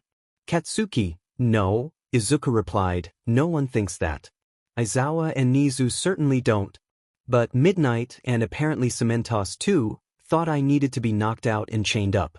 The people in the stands thought I was too rough on Uraraka," Katsuki lamented. "Is that all people see when they look at me? A villain?" Another note of lostness entered Katsuki's voice as he asked that last question. "Some people are stupid and blind," Izuku says. "Kirishima sees past it, so does Shiro, Kaminari and Mina." Katsuki laughed. "My friends are idiots and I'm sure they all have a screw loose." Izuku laughs at that before replying, "I've seen how much you've grown, Katsuki, and I'm still here." "Some childhood friend I am," Katsuki huffs out. "I didn't even do anything to stop people from bullying you, Izuku. I'm sorry I didn't protect you." At 6 feet tall, it was hard to imagine Izuku ever being bullied. But he was rather small all through elementary and middle school. He was 5'5" until their 3rd year of middle school when he grew 7 inches while training with All Might. During those 10 months, his remaining baby fat turned to muscle and he filled out a lot. The bullying eventually stopped as he grew and bulked up, making his last year of middle school relatively peaceful. "You did plenty, Kaken," Izuku says, "but I forgive you if that makes you feel better." Katsuki huffs beside him. "Glaring at people and ignoring you isn't really doing much." Izuku nudges him in the side with his elbow. "You were basically staking your claim. People mostly took the warning. Except Otsuka," Katsuki snorted. "You're right," Izuku agreed. "Otsuka was my main problem. He used me against you," Katsuki said, low and quietly. "I knew the whole time it wasn't actually you," Izuku said, "logically at least. Richi Otsuka had an illusion quirk where he could make it seem like someone the target knew was in front of them. He could make the illusion talk and interact with the target and surroundings. The stronger the connection, the better the illusion, and the more the target believes that it is real. Everyone knew Katsuki and Izuku grew up together, including Otsuka. The day Izuku met All Might, he used an illusion to tell Izuku to take a swan dive off the roof and had the illusion throw a notebook into the fountain in the courtyard. That day, Otsuka had chosen to use Katsuki for his illusion. Izuku shook his head. "I knew it wasn't real, but it didn't stop it from feeling real. I was never going to do it though." Katsuki let out a sigh and then spoke again. "I'm glad you're still here, Izuku." Izuku smiled. "I'm glad too, Katsuki." With the air cleared, the two friends relaxed a bit more around each other. They walked around the park talking about school and other things for a while, before Katsuki had to go back home for lunch. Shoto wasn't sure how he felt as he knocked on Midoriya's door. Nervousness, anticipation, the strange bit of excitement that he didn't really want to address. Midoriya opened the door and let him in. He follows behind the taller teen, his half-brother apparently, to Midoriya's bedroom. Shoto has to blink before he fully registers what he's looking at. Midoriya's room is full of hero merch. He sees a lot of All Might, but also plenty of other heroes, both well-known and some that are more obscure. It was a lot to take in. "Sorry about all of this," Midoriya says, gesturing to his walls. "I know it can be a lot for new people." He sits down at his desk and turns the chair around to face Shoto. "It's fine," Shoto says, taking a seat on the bed. The two stare at each other in silence. Shoto could feel the unspoken questions hanging in the air. "So, you're not All Might's secret love child?" he finally asks. "Nope," Midoriya says, sitting up a bit. "I am Enji's though." Shoto nods. "How?" "My mom wanted a child. Apparently he was charming. She didn't know about your family though, and it ended up not being all sunshine and butterflies." Shoto huffed. "I bet." All of my memories of my mother are of her crying. They sit in silence after that before Shoto speaks up again. What was he like to you? Midoriya looked at the ceiling, rough, harsh, like he wasn't pleased with my existence. When did the training start for you? Midoriya let out a hollow laugh. I was 3 when it started. He'd come and get me a few times a month and have me run, swim, or ride a bike for laps. It was like he wanted me to be the next triathlon star or something. Any time I stopped or asked for a break, he'd threaten to withhold child support to my mom and that it'd be all my fault. Shoto noticed the way Midoriya tensed and forced himself to relax as he recounted his past. The other sighed and shook his head, not that I knew what that meant, but I knew enough to know that it would hurt my mom in some way. What about you? Shoto recognized the question for what it was, a masked request to give him time to process. Fair was fair, and Shoto replied, he started once my quirk manifested. He kept me away from my other siblings and only let me talk to Tenya. It's why I don't really have a relationship with Fuyumi and Natsuo. And you know why my mother isn't in the picture. It was nice talking to someone who had a concept of what Endeavor had put him through, Shoto realized. He added fire once I turned 4, Midoriya offered more information, something about forcing the quirk out of me. He figured out I was fire-resistant that way. I spent school breaks that year dodging and running. Hand-to-hand combat training at 4, not fun. Yeah, Shoto agreed, I hated that training. Fuyumi used to tend to my burns. I thought you couldn't get burned, Midoriya said, isn't your scar from frostbite? Shoto sighed, ice burn actually.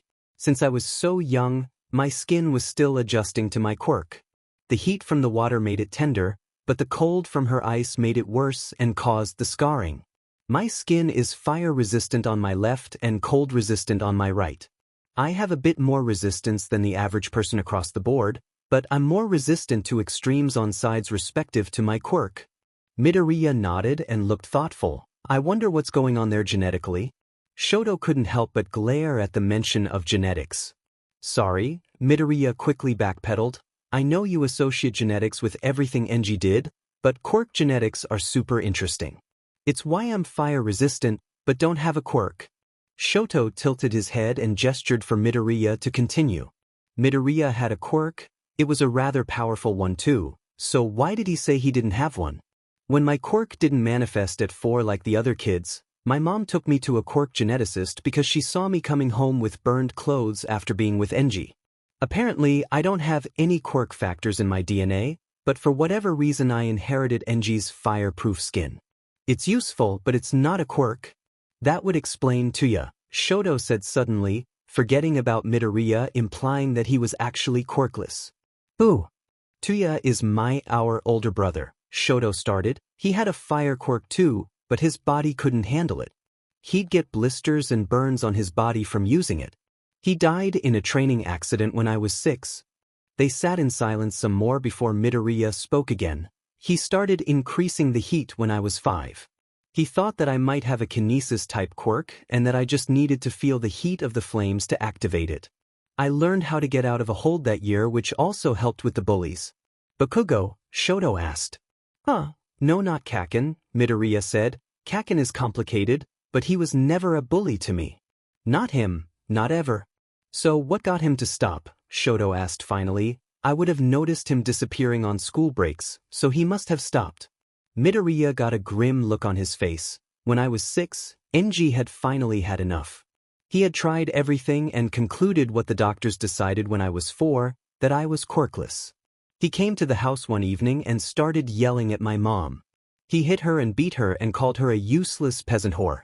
He accused her of seducing him and tricking him into thinking he'd have a powerful child, but instead gave him a useless Deku. It went on for a while. I watched it happen through my door. I had cracked it to see. He never activated his quirk, but I had never been so scared in my life. I honestly thought for a moment that I'd lose my mom. Midoriya sighed. Finally, he got bored, I guess, and tossed her aside before storming out the door. He's never been back here since. Mom got the locks changed the next day, though. Shoto nods. He truly is a bastard. Midoriya let out a hollow laugh. Yeah, he really is. The two sit and continue to trade stories about Endeavor, happy to finally have someone who understood what they went through.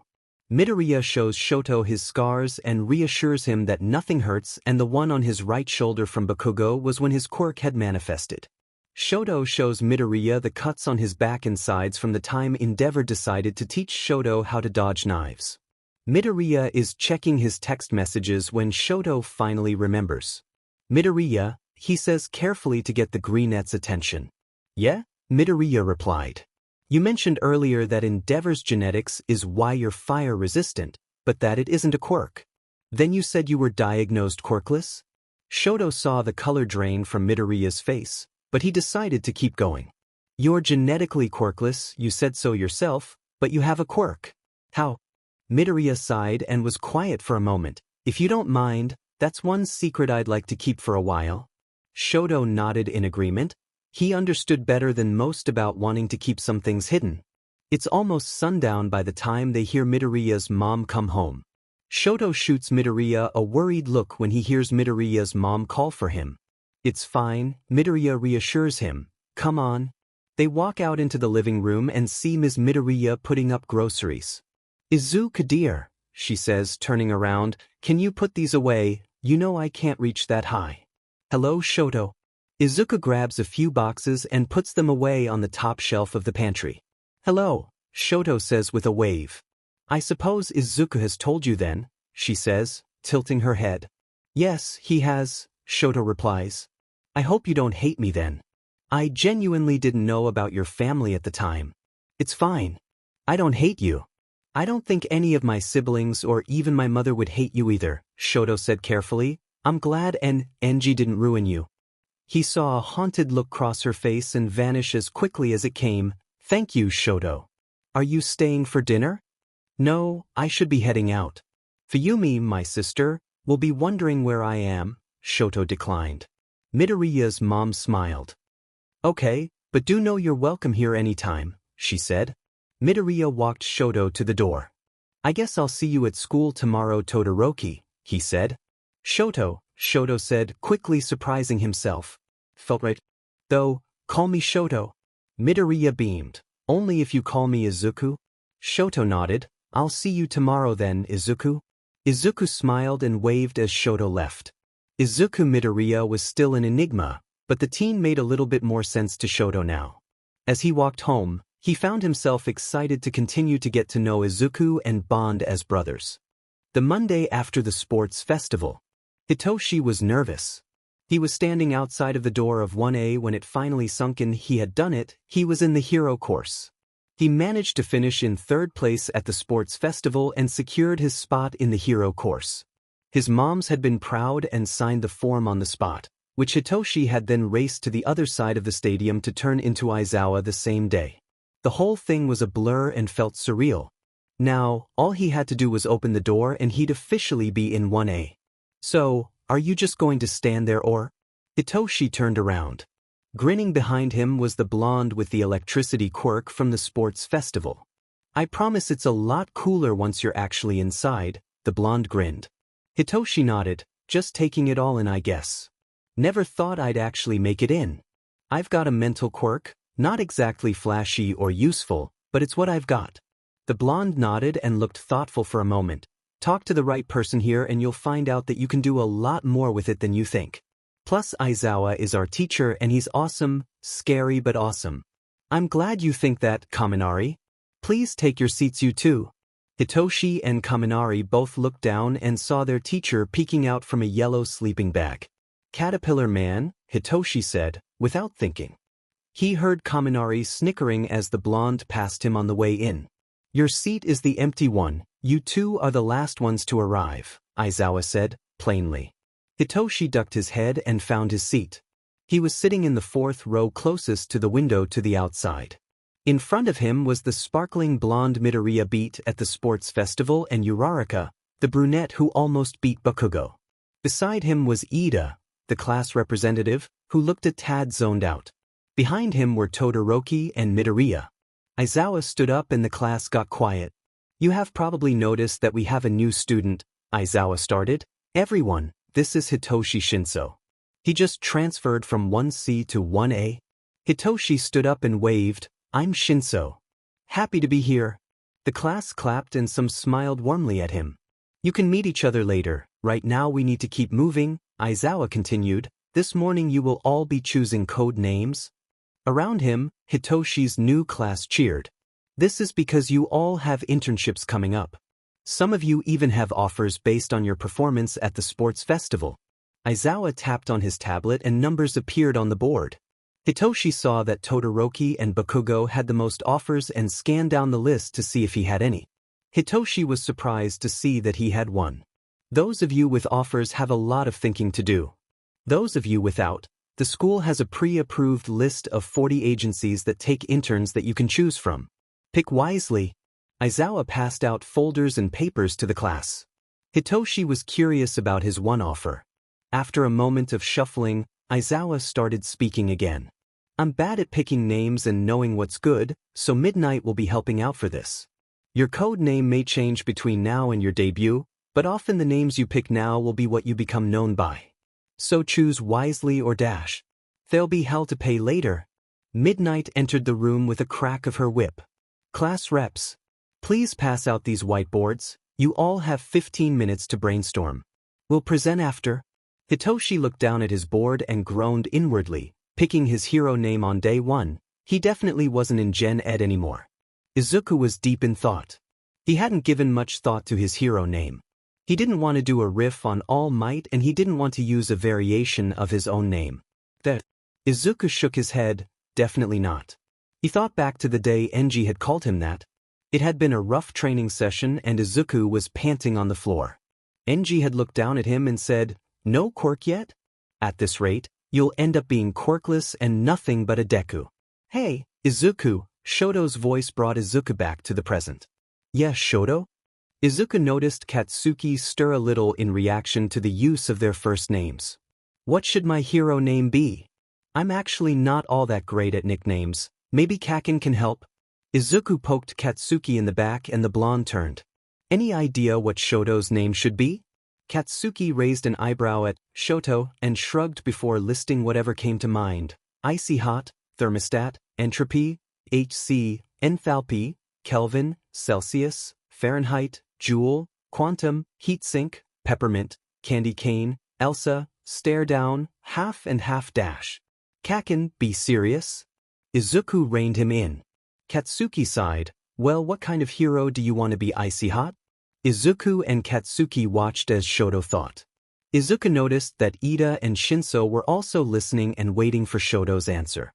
The raven-haired teen had said he was okay when Izuku and Uraraka talked to him earlier, but Izuku wasn't so sure. There had been a faraway look in the class rep's eye as he reassured them and a glimmer of something that Izuku couldn't quite identify. It was rather concerning. After a moment of thought, Shoto finally responded, "My father is the kind of hero that only takes on big fights. He doesn't do rescues unless it's something big like that landslide 3 years ago. He also doesn't do many team-ups, if at all. He only has sidekicks because of ratings. So the opposite of my father." Izuku nodded. "How about the all-around hero as your epitaph?" Shoto nodded. "I like that." Shoto put his head down again and went back to thinking. Izuku turned to Katsuki. "What are you going with, Kakin?" Katsuki grinned. "The explosive hero, Gypsum." Izuku snickered. "Not King Explosion Murder like you said when we were kids?" Katsuki rolled his eyes. "I've grown since then, Zuku. What about you? You're not going with Mighty Boy or All Might Jr., are you?" "Didn't think so." Izuku laughed. "Definitely not any of those." "I don't know, Kakin. There's not much I can think of." Katsuki gazed carefully at Izuku. Finally he said, "It's what I told Icy Hot. What kind of hero do you want to be? What do you want to represent?" "What do I want to represent?" Izuku thought out loud. "I think I've got it." "Thanks, Kakin." "Yeah, whatever, Aizu," Katsuki grumbled. Shoto tapped on Izuku's shoulder. "What about Soba?" he asked, eyes sparkling with a hint of excitement. "What about Soba?" Izuku asked carefully. "For my hero name, the all-around hero, Soba." Izuku blinked. "I don't think Soba is really a name, Shoto." "It is now." "Why Soba?" Izuku asked. "I like Soba. Plus it can be hot or cold and it's a comforting meal. I'm hot and cold and I'd like to be a comforting presence." Izuku nodded. It's certainly far from Endeavor's shtick. Shoto nodded. That is the point? In time. All right, kiddies, let's hear what you all have come up with. Midnight called the class back to order and students retook their seats. Shoyuta was keeping an ear on the class while Namuri had let them brainstorm and was curious as to what his class had come up with. Aoyama had volunteered to go first. I cannot stop twinkling, the blonde proudly proclaimed. No, Shoyuta said abruptly, surprising a few of his kids, absolutely not. It's too long, someone is dead now because you took too long to say your name. Aoyama's eyes widened. Shoyuta saw a few of his students looking down and scribbling some more on their boards. It seemed Aoyama wasn't the only one with a long name. Namuri sighed. How about can't stop twinkling? Shoyuta shook his head. Still too long. Shoyuta saw Mina's hand shoot up. Oh, what about the glittering hero, Sparkle? The blonde Frenchman thought for a moment before nodding. Oui, thank you, mademoiselle, I shall be Sparkle. For a moment, Shoyuta thought he saw Aoyama sparkle more than usual. Namuri nodded and Aoyama returned to his seat. Food went next. The rainy day hero, Froppy. It was cute and good and set the class back on track. More students came up and presented their names.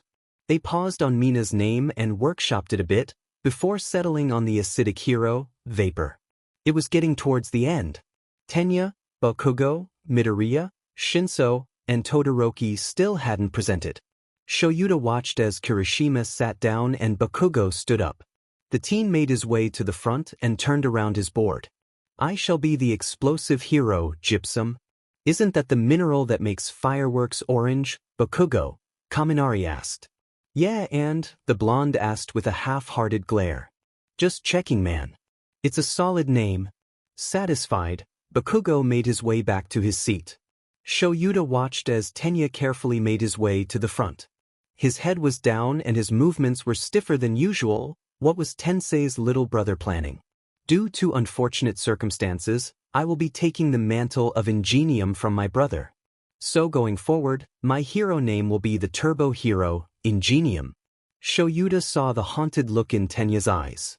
This is what Tensei wanted us to look out for, he thought, meeting Namuri's eyes. She had seen it too. Shoyuta, Hizashi, and Namuri had spent Saturday with the Ida family, and while Tenya was out of the room, Tensei had asked the three of them to keep an eye on Tenya at school. It seemed that Tensei's concerns were rightfully placed. Tenya sat down and Shinso got up. I know I'm new and you all just met me, so bear with me. I have a voice and mental quirk. I can control people who respond to my quirked statements and questions. But I want to go underground, because then my quirk activation won't be that well known. So I decided to go with the quiet hero, Echo. Shoyuta saw some nods and tilted heads. That's fabulous, Shinso, Namuri said as the boy went back to his seat. Todoroki went next and no one had much to say about the name, Soba. Namuri just nodded and rolled with it. Shoyuta shrugged. It honestly felt right for the boy to call himself Soba. Shoyuta had a feeling that the school would be receiving a call from Endeavor about it though. Finally, it was Problem Child's turn. Midoriya stood tall, not that he ever looked short, and proudly showed off his board. The resolute hero, Fortitude. And just like that the hero names of Class 1A had been picked. Hey Shinso. Come eat lunch with us. Hitoshi turned and saw half of his new class waving him over. Kaminari was the one who called out to him. Shrugging, Hitoshi walked over to the group. We should properly introduce ourselves, Kaminari said. I'm Denki Kaminari. Jiro Kirishima, the redhead pointed to himself. You know me, Mina Ishido. You can call me Mina, Mina said with a flourish. You better know who I am, Troll Doll, Bakugo grumbled. Katsuki Bakugo. Can be nice, Midoriya chastised. I'm Izuku Midoriya. Totally skipped over me, Midobro, the tape user said with a grin. I'm also a part of Baku Squad. Izuku can go after. I'm Hantasiro. Is that what we're calling ourselves now? Izuku, a brunette laughed. I'm Achiko Uraraka and the zoned out one is Tenya Ida. Ribbit and I'm Tsu Azui, the frog girl croaked, but you can call me Tsu. Hitoshi nodded. I'm Hitoshi Shinso, but you already knew that. The group of 10 all got lunch and went outside to eat. So it sounds like you are two groups combined, Shino said casually, why not one big group? Midoriya blushed and Bakugo got interested in the grass. Oh, funny story, Kaminari started. It's really not, Midoriya said. Bakubro and Midobro are childhood friends, but for whatever reason they weren't that close when school started. But then Bakubro lost his shit when Midobro got hurt during the USJ attack, so now they're friends again. This is the first time our two groups have sat together for lunch though, the blonde grinned. Behind him, Midoriya had his face in his hands, which was strange to see for such a big guy, and Bakugo looked ready to smack Kaminari. Kami, I don't think Bakugo wanted the new guy to know all that, Kirishima laughed out. Oops, Kaminari looked sheepish, forget I said all that? It's forgotten, Hitoshi said with a smirk. So what are you all doing for internships? Uraraka quickly changed the subject. I think I'm going to go with Gunhead. I need to learn some more hand-to-hand. I might join you, Cheeks, Bakugo said. I was going to go with Best Jeanist, but honestly Gunhead might have some better tips for me. I thought you were going to go with Gang Orca, Kakin, Midoriya said. Didn't you get an offer from him as well? Yeah, but Orca does mostly water-related calls. Gunhead is on land at least. Midoriya nodded. I'm going with Selkie, Tsu said. The water is the best environment for me. I'm going with Fourth Kind, Kirishima said. Gotta learn how to live up to my own name. What about you, Shinso? Mina asked. You got one offer. Are you going to take it? That's right, you did get one. Who is it? Midoriya asked. Eraserhead, Aizawa, Hitoshi said. Eraserhead has never taken on interns before. You must have really impressed him, Midoriya said. Or he just wants to make sure I'm not too far behind. Hitoshi shrugged. I'm going to accept it anyway. It'd be stupid not to. 1 week of one-on-one training with our teacher, I'd be a fool to pass it up. I'm sure it'll be more than just training, Midoriya reassured. Aizawa doesn't do anything half-heartedly, no matter how hard he tries to make it seem. Hey Todoroki, Shiro spoke up, where are you going? I'm assuming with your dad.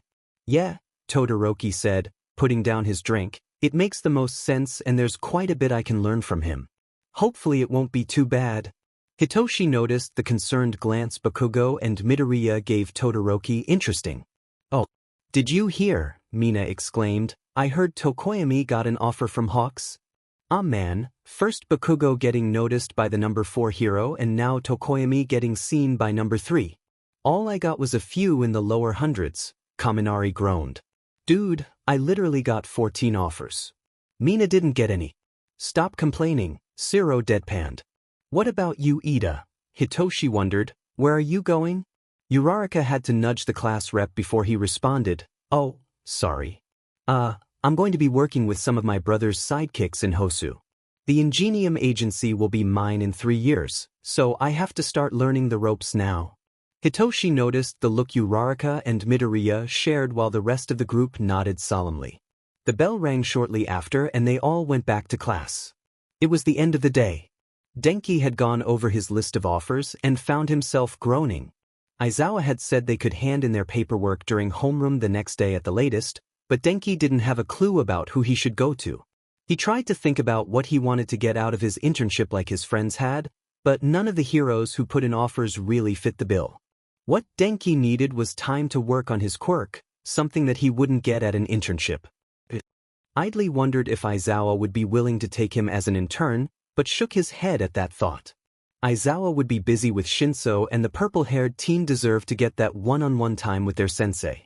So who else could Denki go to who knew his situation and would be willing to take the time to help him figure things out? Power loader.